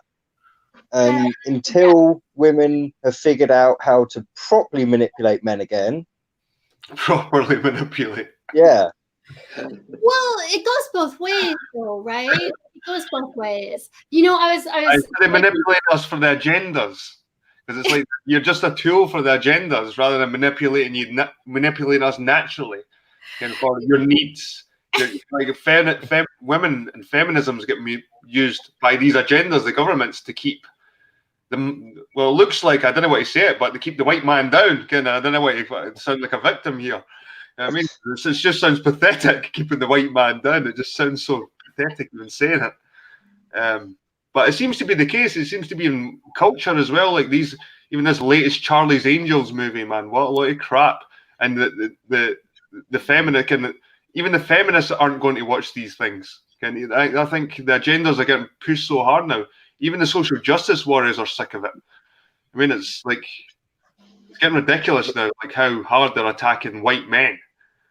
I mean, it killed the Star Wars franchise until this next movie, hopefully, anyway. But. And I think it's confusing as well. I think you're right that now that women have more choice, I think it's a good thing. But we have to learn how to make the choice, and men have to figure out what are we making our choices based on, and so then what does that mean, right? And so like we do kind of have to work together, but like I think that's a good thing. Right now it's not, because women don't know how to, like I was talking to a friend of mine, and she's recently been done, so she's like, okay, I'm gonna go on this dating app thing, but she approaches it like a magazine. She's like, this is what I want a man who has this and this and this, and he is this and this and this, and I'm going to go on the app and find that. And I was like, well, you're not ordering from a catalog. You have to go on the app, see who's there, and then find the best person in your league, right, available to you, and then that's the person that then you're like, okay, let's do this, make it work, right? And I think that online dating and culture has turned it, everyone wants the catalog, and men do it with porn, right? And then they're like, okay, I want a woman who looks like this and who does this and who is like this. They go out into the world and they can't find her. You're not ordering off a catalog. Go out into the world, see what's not available, but available to you. You go to a party, you see the people who spend the whole night trying to get the attention of the hottest girl or the hottest guy. If you're not the hottest girl or you're not the hottest guy, you're doing the wrong thing at that party, because if you're not the hottest guy, you're not going to get the hottest girl. She's going to get the hottest guy. She's not going to get you. It doesn't matter what your personality is. It doesn't matter that you're sweet or whatever the hell it is. because there are hotter guys that are also sweet and also intelligent and also have a hobby that you have. So like, I think people have to figure out like, oh, right, when I go to a party, like me, I'm a little bit chubby and I have a big nose and my chin, like I don't have the nicest jawline. So I don't go to the party and look at the hottest guy in the room and spend the night trying to get his attention. I go to the party and I say, okay, these are probably the guys that I have a chance with. Now, out of these guys, who's the one that I connect with? Who's, you know, there's something there. And I think that that's been lost with online dating, and it's been lost in our culture. And so I think that that's kind of why men aren't meeting the catalog order that women are placing, and women are certainly not meeting the catalog order that men are placing, right? Well, is it just not natural, even for like ugly women, to want the best male in the room? No, That's not unnatural. I think that's It's normal. not. For genetic, There have been studies done on this 10 grade system. Yeah, basically, there's literally been studies done. They send groups of males and females into a room. They've all been graded on the 1 to 10 scale, and 99% of the time they'll match up with someone who's 1 point above or below them in that scale. no, but the women that maybe go the number 4 and she was number 4, what if she wanted the 7? And because like that, like maybe no, that's the thing, she wants the better guy. that's what I'm saying. Like, there are two types of people. There are people that go to the party and they go home alone because all they do at the party is try to get the attention of the 10, even though they're a 4, or they're a 6, or even they're a 7. But they waste the entire party or life trying to get the attention of the 10. That you're not going to have the 10 because unless you're an 8.5 or up, that 10 is not, that's not your world, right? I go to a party, I know where I stand, right? I know myself enough to know, okay, these ones, they're not for me. They're for the hot, blonde, tall, fit girl that lives next to me. That's her world. This is my world, and I'm okay with that because it just, and then I look for people in that group that has that maybe we have the same sense of humor. Maybe we're both kind of intelligent in the same kind of way, whatever it is, right?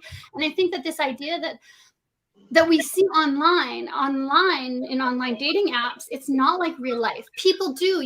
You're looking through the catalog and you're like, that's beautiful. Let's put that in my cart, right?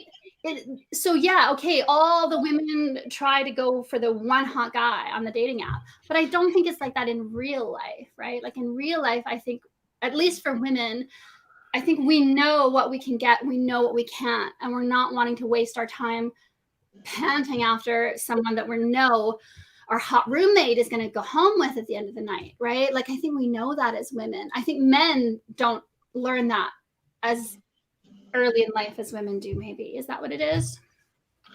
Well, maybe that's why there's failed relationships, because it's on both sides. It's unrealistic kind of standards they set themselves. Like even like you see this sort of vanity on Facebook, these selfies, and you see these girls and you know they've got all the fucking manipulation on their photographs, and the filters and the highlights and the maybe whitening their teeth even. And it's like they even I think convince themselves that they're beautiful because they get all the likes and all that. And then even the guy that they're after maybe thinks, oh, I'm in for a good one here, and then they meet them in real life and they're like, fuck. And maybe that's what's wrong with the whole internet thing, and people aren't meeting each other face to face anymore. It's all this online fakery, and you can make yourself look amazing with the right technology, like Photoshop. Yeah, you should see some of my pictures on the dating sites when I was on them, man. I was a 10, like fucking 10. Like, I mean, you look at me now and I scratch a 5, like. Well, when I went to the UK, I went and I visited Antonio. And about a week before I left, I had this huge panic attack, and I texted my best friend Danielle, and I was like, Danielle, he doesn't know that I'm not pretty in real life. I was like, what am I supposed to do? Like, do I just Skype with him and say, oh, by the way, in real life, like, this is not what I look like. This is the life and the makeup, and you don't see my weak kind of chin, and you don't, like, I'm a little bit pudgy. And I was like, am I just supposed to like text him like, oh, P.S. I'm not as attractive as you think I am, like I think that's very confusing and it's stressful, right? And I don't try to be extremely fake on YouTube. Like I try to keep it kind of realistic, you know, like I don't do all the things that I could do. But so I think that that's, even if you're not trying, even if you don't have the filters, I think that's part and parcel of daily life. And I think people, we have to start realizing that. Like I get men who are maybe 30 years older than me, and you know, and they think that they know Orphan Red, and they think that they would be the ideal boyfriend for me. And I just think, how,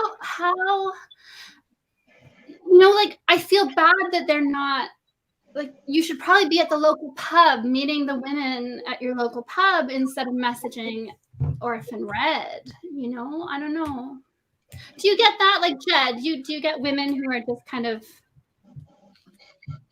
hearts and flowers? Sorry, I missed that. Do I get women that's what? That kind of have the hearts and flowers for you because they think that because you're on YouTube that they have this idea of who you are and kind of this idealized. Sometimes I feel it's just a game. Can I play the game? You know what I mean? It's like they've maybe got a little fantasy in their heads, and I'm not going to pop it too soon, should we say?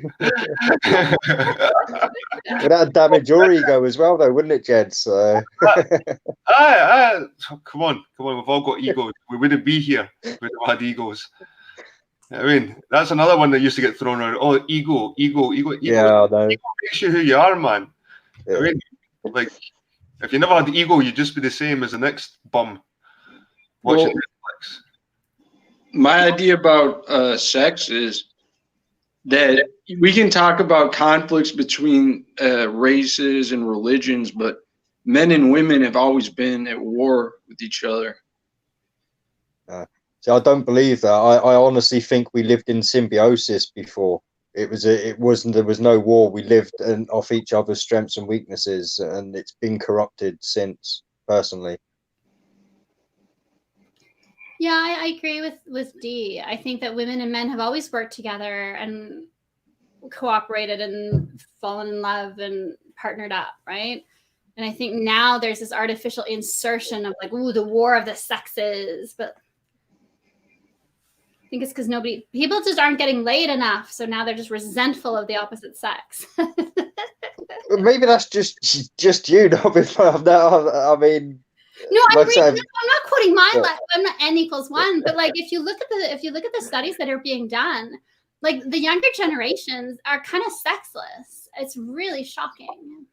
See, both my daughters are in fully sex relationships, and my youngest is 17. So I mean, like, I don't see that personally. That's all. I mean, I mean, you know that, and you're not meant to talk about that. So be quiet. Yeah, maybe it's a North American thing. Another example, please. Yeah. Agreed. You should have known of your daughters or what they're up to, and just pretend they're like nuns or something. That's... No, see, this is the thing. See, I'm not that bad. Yeah, literally, my girls come and talk to me before they go and talk to their mum, because they know that I'm not going to sit there and judge. I'm just going to be, as long as you're happy, I'm happy. You're the cool dad. I'm the cool dad, yeah.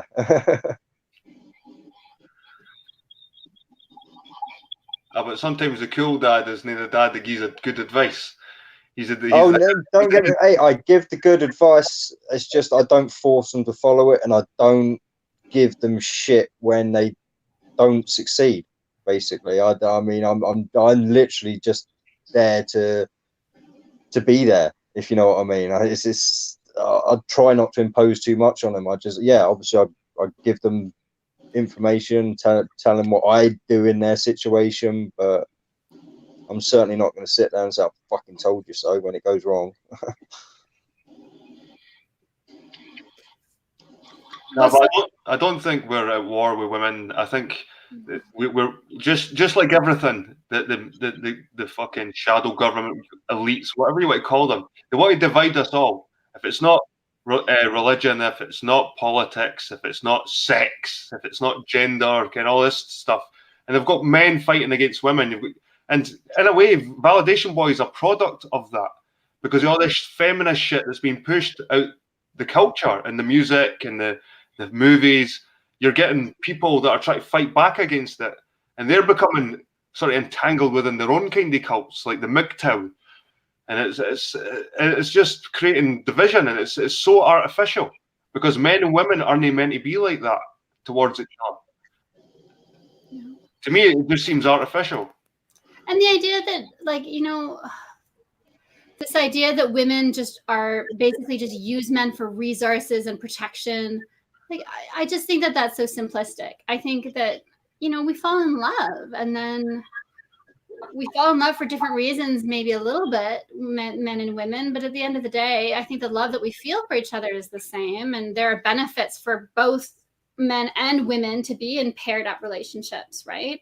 So I don't know. I think you're right, Jed. I think that the cynicism of like the MGTOW and the radical feminists, I think it's just destructive. Yeah. Well, again, though, it's you get these causes and you get the opposite to fight back against it. It's to control both sides of the thing, and you control. So I'm getting tired. It's 2 in the morning. So what's the solution, though? What's the solution, did you say? Yeah, what's the solution then to this? It's obviously the middle ground. There must be a middle ground. The grey area. The grey area. There must be a middle ground. There can't be MGTOW and there can't be the extreme feminists. There's got to be a middle ground somewhere between all that. And I think we all know it. We all know it. Like I said, this Charlie's Angels, I think there was it only made £8 million at the weekend. It's like an extreme feminism. Like it's a drive. It's so bad that even the feminists won't go even watch it. I think women don't even like feminists because most feminists come across as this butch sort of. I don't know what to be derogatory towards lesbians, but they do seem lesbianish. But to go on that side, I think the women that say "fuck you" to feminism, they're the real feminists. You know what I mean? Because they're the real rebels. They don't want to be in a group with these stupid women and putting men down. And they're the real rebels, the women that say no to feminism. Yeah, I agree 100%. I think this idea that we have to be like men to be equal to them, we have to be as aggressive, we have to be as physical. That's not equality, right? That's just sameness. I like to be equal to men, being different, being soft, being whatever it is that I am, right? I don't know. Equal opportunity does not equal outcome. I know I used equal a lot there. I truly believe equal opportunity is what we should have, but that doesn't mean we should have an expectation of the outcome, if you get me. I said, sorry, that's just 2 in the morning. I'm finding it very hard to articulate. I know, but there's in anything, there's roles for the males and roles for the females. Like you look in nature, and they've all got their own roles. And why haven't we got our own roles within? And we've got our own qualities, and they're just trying to blur those qualities now.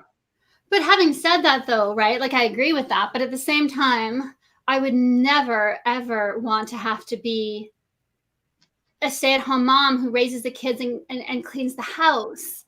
Right? Like I would kill myself if that was my life because I don't want it. That's right. Like that's not in my realm. But that's what the feminists were fighting about in the 50s. Most of history, that wasn't the woman's role. The woman's role was to run the house, if you get me, and not just be there like cleaning. And it was a lot more involved, if you get me. It was in the house. I want to research conspiracy theories. I want to write papers. I want to engage intellectually. I don't want to run a house and pay the bills and manage the cleaning lady.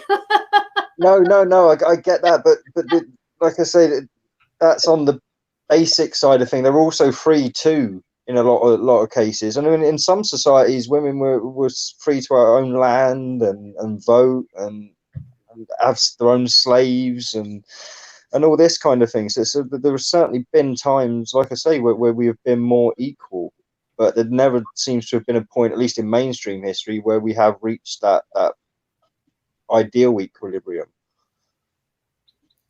Yeah, I think that the choice, like Jeb was saying earlier, and like Dee, you were saying, right? Give us the choice, and then we can be. But the problem, though, is that with choice, then we look for guidance. How do I make this choice about what kind of woman I want to be? And that's where you get the cultural influence, and that's where you get the people saying, well, you should be aggressive and you go girl, or you get the people who are like, oh, you should have kids and clean the house, right? And so that's the thing.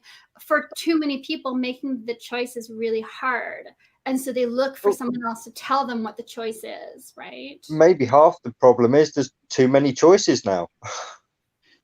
Yeah, I think one thing that's damaged the relationships between men and women is like the idea of pornography and oral sex. Like that's not really necessarily a part of a traditional relationship, I don't think. Well, oral sex. Yeah, oral sex. Yeah, no. What do you think? I'm wrong? Yeah, I know it's talked about with the Romans and stuff, because a Roman man would never perform cunnilingus on a woman, because that would be considered the woman penetrating his mouth, which was a big no-no in Roman aristocracy. Basically, you weren't a man if you were being penetrated. So that's what as I'm a saying. man, you had to. So oral sex has certainly been a thing since the Romans. If it's that much of an issue, that I know that was a fact about the Romans. If you know what I mean. Change subject, but Barbie McGill is saying raising a family and taking care of the home and everything, and one in it, is the most important job to make good moral people. Oh, Barbara's Very sweet. disappointed in Sasha. I know people just said, my gosh, Sasha made a bitter face about running a house. Like, and this is what I'm talking about. This is exactly what I'm talking about. Women who won't let other women be free to make choices outside of, if you're not a good homemaker, you're not a moral woman. If you're not a good homemaker, if you look at that and you don't want it, you're not good. You're a radical feminist. You're evil. You're corrupt. You're not as moral as the women who choose to stay home and vacuum all day. And even Rock Lover, who always defends me and who now say, oh, she might be Mensa intelligent, but she doesn't even know how to change a Hoover bag. Frack you. Yes, I do. Just because I don't enjoy it doesn't mean I don't know how to do it. He says, oh, she doesn't even know how to change her oil dipstick. Actually, yes, I do, because I'm not a clueless infant in the world. But this is exactly my point. And this brings us back to what you were saying, Dee, about like we need to go back to the past. This is what the past. These are the people that want to bring us back to the past, where if you're not a woman who loves the fact that she gets to clean her house all day because she's a moral good person according to Barbie McGill, then like that's what you're talking about, going back to the past and the roles were more clear. That's not what I want. That's not the world I want to live in. I don't want to be a radical feminist. I don't want to have to be aggressive, and I want a man to protect me and love me, and I want to be sweet with him. But I'm not going to be a housemaid, and I don't want women like Barbie McGill judging me as not a moral good person because I'm not a housemaid for a man. From my observations anyway, it does seem that most women are forced into that role anyway, whether they've got a career or not, because most men have been infanticized to the point where they expect their partners to be their mums. It's honestly, I see it so much, it's ridiculous. It's crazy. What kind of Hoover has Rock Lover got when they still use bags? Yeah, get Dyson, man. God's sake. Mine has a little flippy switchy button you have to take off. Like, this is what I'm saying, right? Like, it's just this idea of that's the kind of attitude that pushes girls into feminism. Because for some of us who are not like maybe Barbie McGill or Rock Lover, for some of us, the traditional life of having to be a housemaid and a nanny in exchange for sex and the rent being paid is not the ideal choice. And that doesn't mean that I want to the Charlie's Angel nonsense shoved down our throats, but I do want the freedom to be a woman in a way that I decide for myself, and that a man who loves me decides, yes, I love you like this as you are, instead of having to fit into what Barbie and Rock guy thinks is the way that I should be as a woman in order to be good, right? Like this is what feeds MGTOW and radical feminism.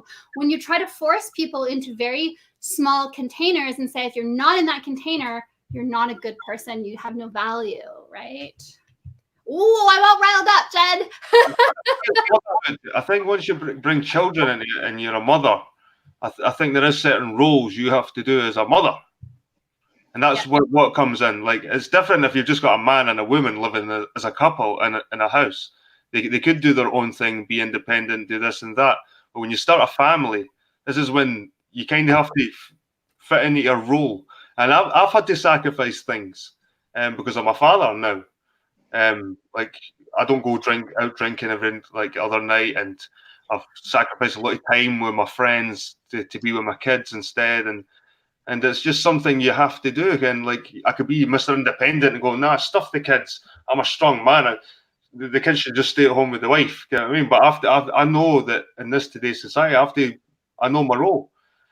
So as soon as you bring children in it, and then maybe you would have a different outlook if you had kids. Maybe you would know that you'd have to make the dinner. If you didn't make the dinner, the kids would starve that night again because the dad's a lazy so and so, and you'd maybe have to do the washing and clean the clothes because you can't clean our. But like, or maybe you would start doing those things, and you'd have to sacrifice YouTube as much and things like that.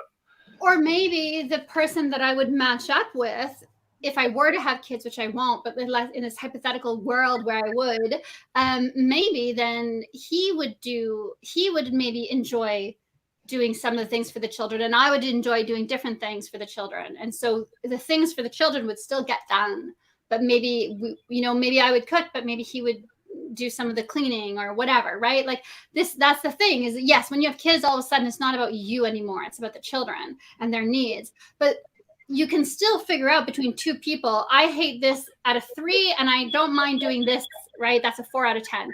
And then they give you, okay, well, I actually don't mind doing that thing that you hate. I hate doing that thing you don't mind. You trade off this idea that your gender necessarily decides who has to get which task. I think that's not true anymore. But the idea that there are some things that women and men are better at when it comes to raising kids, yeah, I think you're right about that. Yes.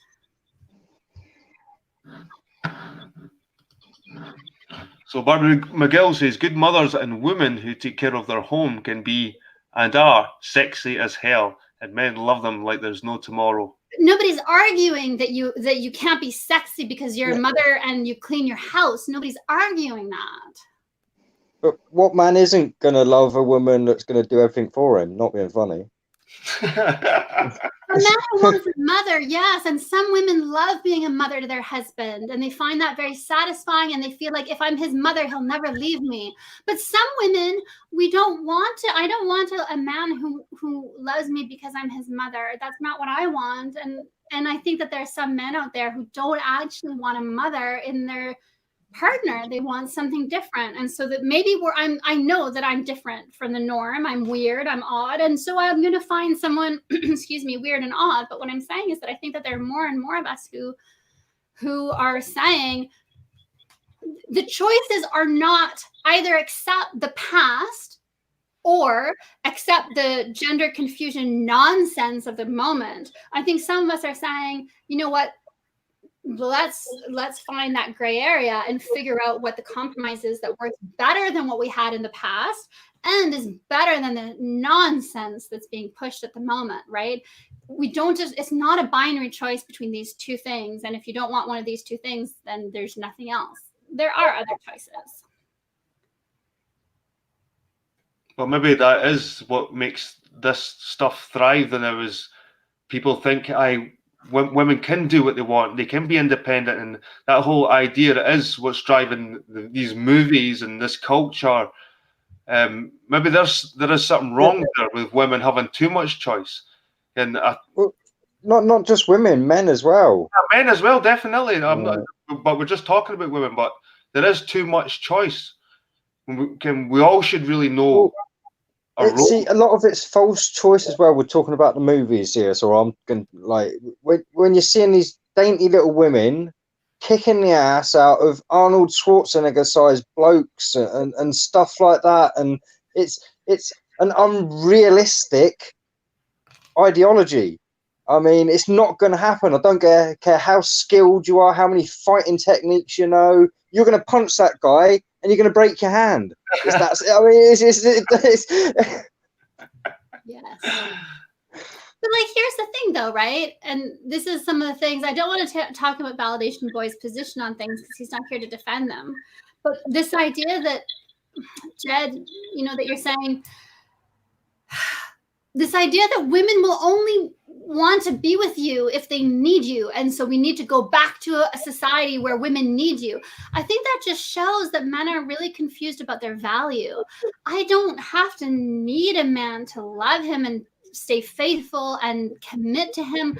I don't need him because happily, biologically, we actually fall in love and we want to be with people even when it's hard sometimes, right? And so and if you learn good socialization, at least. So this idea that we need to go back to when women needed men, right? I think that just shows low self-esteem. We will stay with you even if we don't need you. We can commit to you and be loyal and faithful to you and do wonderful things for you, even if we don't need you, right? And the flip side of that, though, Dee, is I think that this idea of having too much choice and it's a false choice is correct. It's that catalog. It's approaching the world saying, I want the porn star who also has a psych degree but is less intelligent than me and makes less money but makes enough money that I can afford the house that I want, right? And then you think that that's a choice. And so you're always comparing women to this choice. And women do the same with men, right? We have our catalog order. So I think it is a false choice. But I think we have to be careful about saying we need everyone to be so desperate for that they just have to pair up. Like, I think that's just sad. We pair up. It is, and I'm at the point in my life where I don't feel I need anyone, if you know what I mean. I've got a girlfriend at the moment, but I mean, it's nice, we're doing well, but I hate to say it, but if I didn't see her again, if you know what I mean, I'm not gonna like crumble down and be like, oh no, kind of thing. So, but then she makes me very happy, and I think I make her very happy. So I mean, I hate to brag, but I seem to have found that perfect medium at the moment. That's nice. That's good. Right, anyway, guys, I think I'm going to end it at that because it's 2:15 a.m. here. But it's been a pleasure, Sasha, that you came on. And I don't know what you sound about anyway, but I think Validation Boy might not be coming back because of that trolling with JLB the other week there. I don't know why he sprung it up on me just tonight and it wasn't coming on, but it seems that the trolling last week was a bit much, and I don't know. Oh, come on, he's got to give you a chance, man. The grey area is not going to be the same without VB. I know. But it's hard to put up with trolls. Like, honestly, I'm reading the chat with Barbie and Rock Lover, who's always defended me, but as soon as I say that men who are 30 years older than me don't have a chance with me, all of a sudden now he's attacking me. Like, I'm reading the chat, and you know, my thought is like, yeah, I'm not going to come back on the grey area. Because this, to me, I love talking to you, Jed, and I like that we have enough agreement that we are friends, but enough disagreement that we can have interesting conversations. I love that. But this, being attacked in the chat, everything I say, oh, she's this, oh, she's that, like, this isn't fun for me, and I don't want that, and I don't want to have to expose myself to that. And I don't want to now have to think about for the next 2 hours, like, I don't know, like, that's not good for me. And so I can see why Validation Boy has had enough with the trolls. I agree with him, right? Like, for me, this is like, no, this wasn't, I'm glad that I got to see you. I'm glad I got to wish you a happy birthday. I would love to hang out with you again, offline or in my channel where I can block the people that I don't want to hear from. Yep. But like, for me, this, with what's going on in chat and the personal attacks. That's fair enough. This is just the way it's run. I've heard this from other people, and I've said this at the beginning of the show. The people complain, the trolls, these are real people as well that are in the chat. they've got their opinions as well, and they're just as important. They make this what it is. The people in the Oh, chat. I'm not saying you shouldn't do it this way. I'm just saying. Doesn't like certain comments, and I'm not going to stop that. I'm going to keep these comments up because people have opinions. I know Barbie McGill. I've spoke to her, and fair enough. You don't like her comments. You might not want to come back and exactly. I'm not saying you're doing something wrong. I'm not saying it's bad. To me, like I do this for the people, not just for individuals. But I'm not saying you're doing something wrong. I'm just saying, like, there are some people who enjoy it. Some people love the trolls. They love the antagonism. And some people, like you said, right? Like, I'm not saying you shouldn't have it this way. But what I'm saying is some of us, maybe like Validation Boy for now at least, but definitely like me, it affects us differently, right? Some people, it doesn't affect them like that. So I understand VB saying, no, I don't want to do this anymore, because that's my reaction as well. That's not yours. And I'm not saying it should be, but I'm saying, yeah, I understand what he's saying, because that's exactly how I feel, right? So it's not about it being, it should be this way or that way. It's about different people experience things differently and enjoy things differently, right? Like, to me, it's not enjoyable. That's good. To be fair, we're seeing that over at Jamie Brown's at the moment as well. So there's some people that are enjoying us trolling a little bit, and there are others that don't. And yeah, so it's going to be that way. Cheers, Dee, for coming on and being the wingman. Like I said, VB was void tonight. Not a problem. The grey area it might be back, but either way, there's going to be hangouts. It might not be called the grey area. It might be just called Jed sitting on his fucking Todd. Speaking of but there will be hangouts. There will be hangouts. Because I do think the grey area was me and VB. We had that black and white and this good and bad guys thing going on, and I quite like that. But there will be still hangouts. There still will be trolls. There still will be trolls welcome to come on, because to me, they trolls are real people. I've been accused of being a troll. I've been trying to get my point in chats. People have been blocking me, banning me, troll this, troll that. And I know they're real people there. Like, if you might not like what they're saying, but they're real people with their own opinions. And that's what makes these hangouts. The people in the chat as well as individual. So. Well, like real opinions though. It's like my trolling, it's usually coming from a point, if you get me. It's not just trolling for the sake of trolling, if you get me. There's usually a point behind it. But there is usually like Barbie McGill. Has she not got a point? That's what I'm saying. Like that's who's been in the chat tonight. Like Barbie McGill and Rock Lover and Paul Curran. Yes, I haven't really been paying that much attention to chat. That's my guard against it. Rock Lover is usually one of Sasha's biggest fans. He's the one that's fucking all over my comments. Sasha this, Sasha that. Sun shines out of Sasha's ass when it comes to Rock Lover. So I don't know what the problem is there. The troll, well, that's one of your biggest fans. It's trolling you. I don't know what's going on there.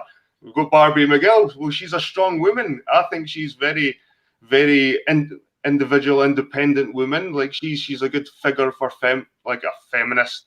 She doesn't act like a feminist, but she's a very strong woman. And I wouldn't call her just a troll. She's just got an opinion. So all this to me is valuable. Like I didn't use the word trolls in anything that I said. about trolling, like they were trolling. About not wanting to experience people like Barbie and Rock coming after me the way they do, because I disagree, because I say things that they don't agree with, that they have no tolerance for, right? And like, it's one thing to say, well, I disagree with you because of this and this and that, and it's another thing to make more personal attacks, right? And that, I think, is the difference between you and I, Jed. We can disagree, and you'll tell me this is why you don't think I'm right, but that's different than saying, well, you're not smart enough to change your own fucking vacuum bag. Like, Jed, you would never say that to me. You might say, I don't think you're right about this because there's this other evidence that kind of count like that undoes your the way you said it, like you read it. Did you say that in your mind? Like, I didn't hear it as you don't change your fucking vacuum, but I seen it as jokingly, like a joke, a passing comment as a joke. Like, I didn't see it like that. As like, you don't change your fucking vacuum. I didn't see it like that, as dramatic as that. I see it as just you read all his comments. If you read all his comments, you see the tone, right? As soon as I came out against a certain thing, that all of a sudden his tone is, oh, she's smart, but she can't even do this. Oh, well, right? Like, the point is just this.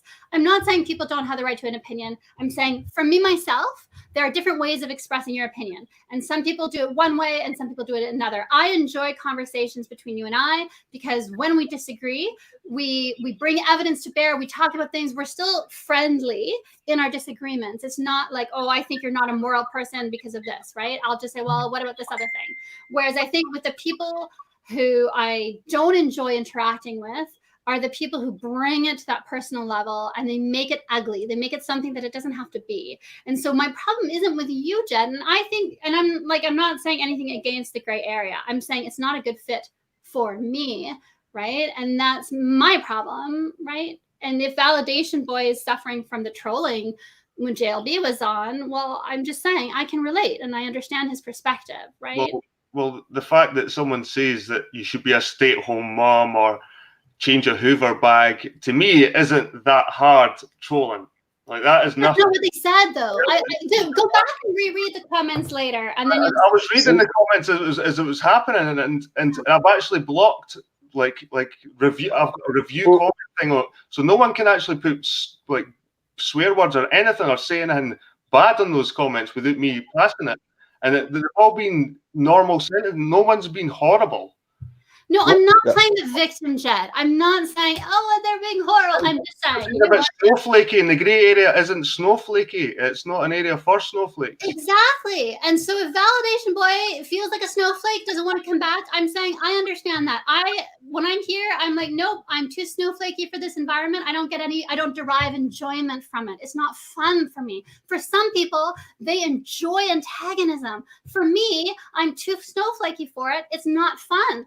If I'm going to spend 2 hours of my afternoon doing something, I'm going to do something that's enjoyable. Talking to you, Jed, is enjoyable. Talking to Dee is enjoyable. And thank you for having me on. Oh, thank you. I enjoyed that conversation.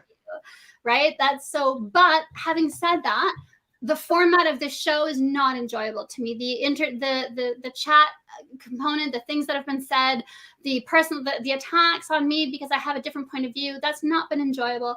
And that part of it I don't enjoy. It was quite enjoyable reading the chat. Like, I even got a chuckle at the Hoover bag comment.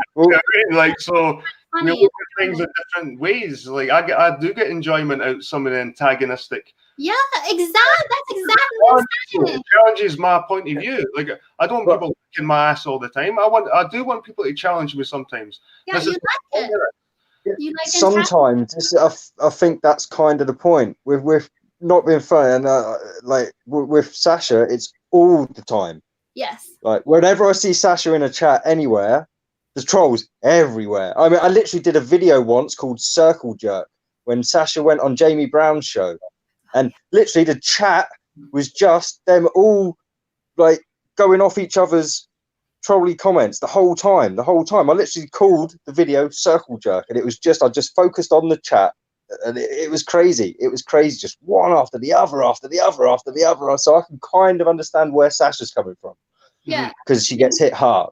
Yeah, thank you, Dee. It is unrelenting. It is constant. I haven't posted a video in 2 weeks, and I still have comments rolling in every single day to my channel. All these comments that go directly to the hidden folder because they're so crude or they're so disgusting, and they use words that are on my banned list, so they go directly to the hidden folder. But even though I haven't posted anything in 2 weeks, every single day of the last 2 weeks, I have had an ocean of just constant abuse. So yeah, so maybe that's what it is. It makes me super sensitive, and then when I get it in your chat, I'm like, fuck this. I don't need to come here for this. I can get this on my channel. I just wanted to say hi to Jed and wish you a happy birthday and have a little bit of a nice conversation with you. But if I just want people telling me all the negative things about me, I can stay home and do that on my channel. You could always just ignore the chat. That's always a good way, Ken. Always a good way, yes. And you can I don't really like read that much of the chat, especially if the panel itself is really in a good conversation. The chat will be ignored. But now and again, you just have to like read the chat. Barbie McGill, I know Barbie, and she's trying to express herself, and I think this is a good way of getting people on the panel to react to their comments. So, like, I enjoy the antagonist. I wish people would antagonize me more, to be honest with you. enjoy it the did battle. spark a bit more conversation on the chat as well. That comment about the housewife and stuff, because you brought it up in chat, and it sparked a little bit more. And again, I did. To be fair, I've not seen anything that I consider like hard trolling or anything on you today, to be honest, Sasha. But I can see why you would be a bit more sensitive than most, because it's relentless for you. So You've just missed it, Madam Medusa. I miss Madame Medusa. Okay, I'm gonna go. Thank you so much. Cheers, Rafael, for coming on. Yeah. Okay. awesome meeting you, Sasha. Nice to meet you too, Dee. Bye. Cheers.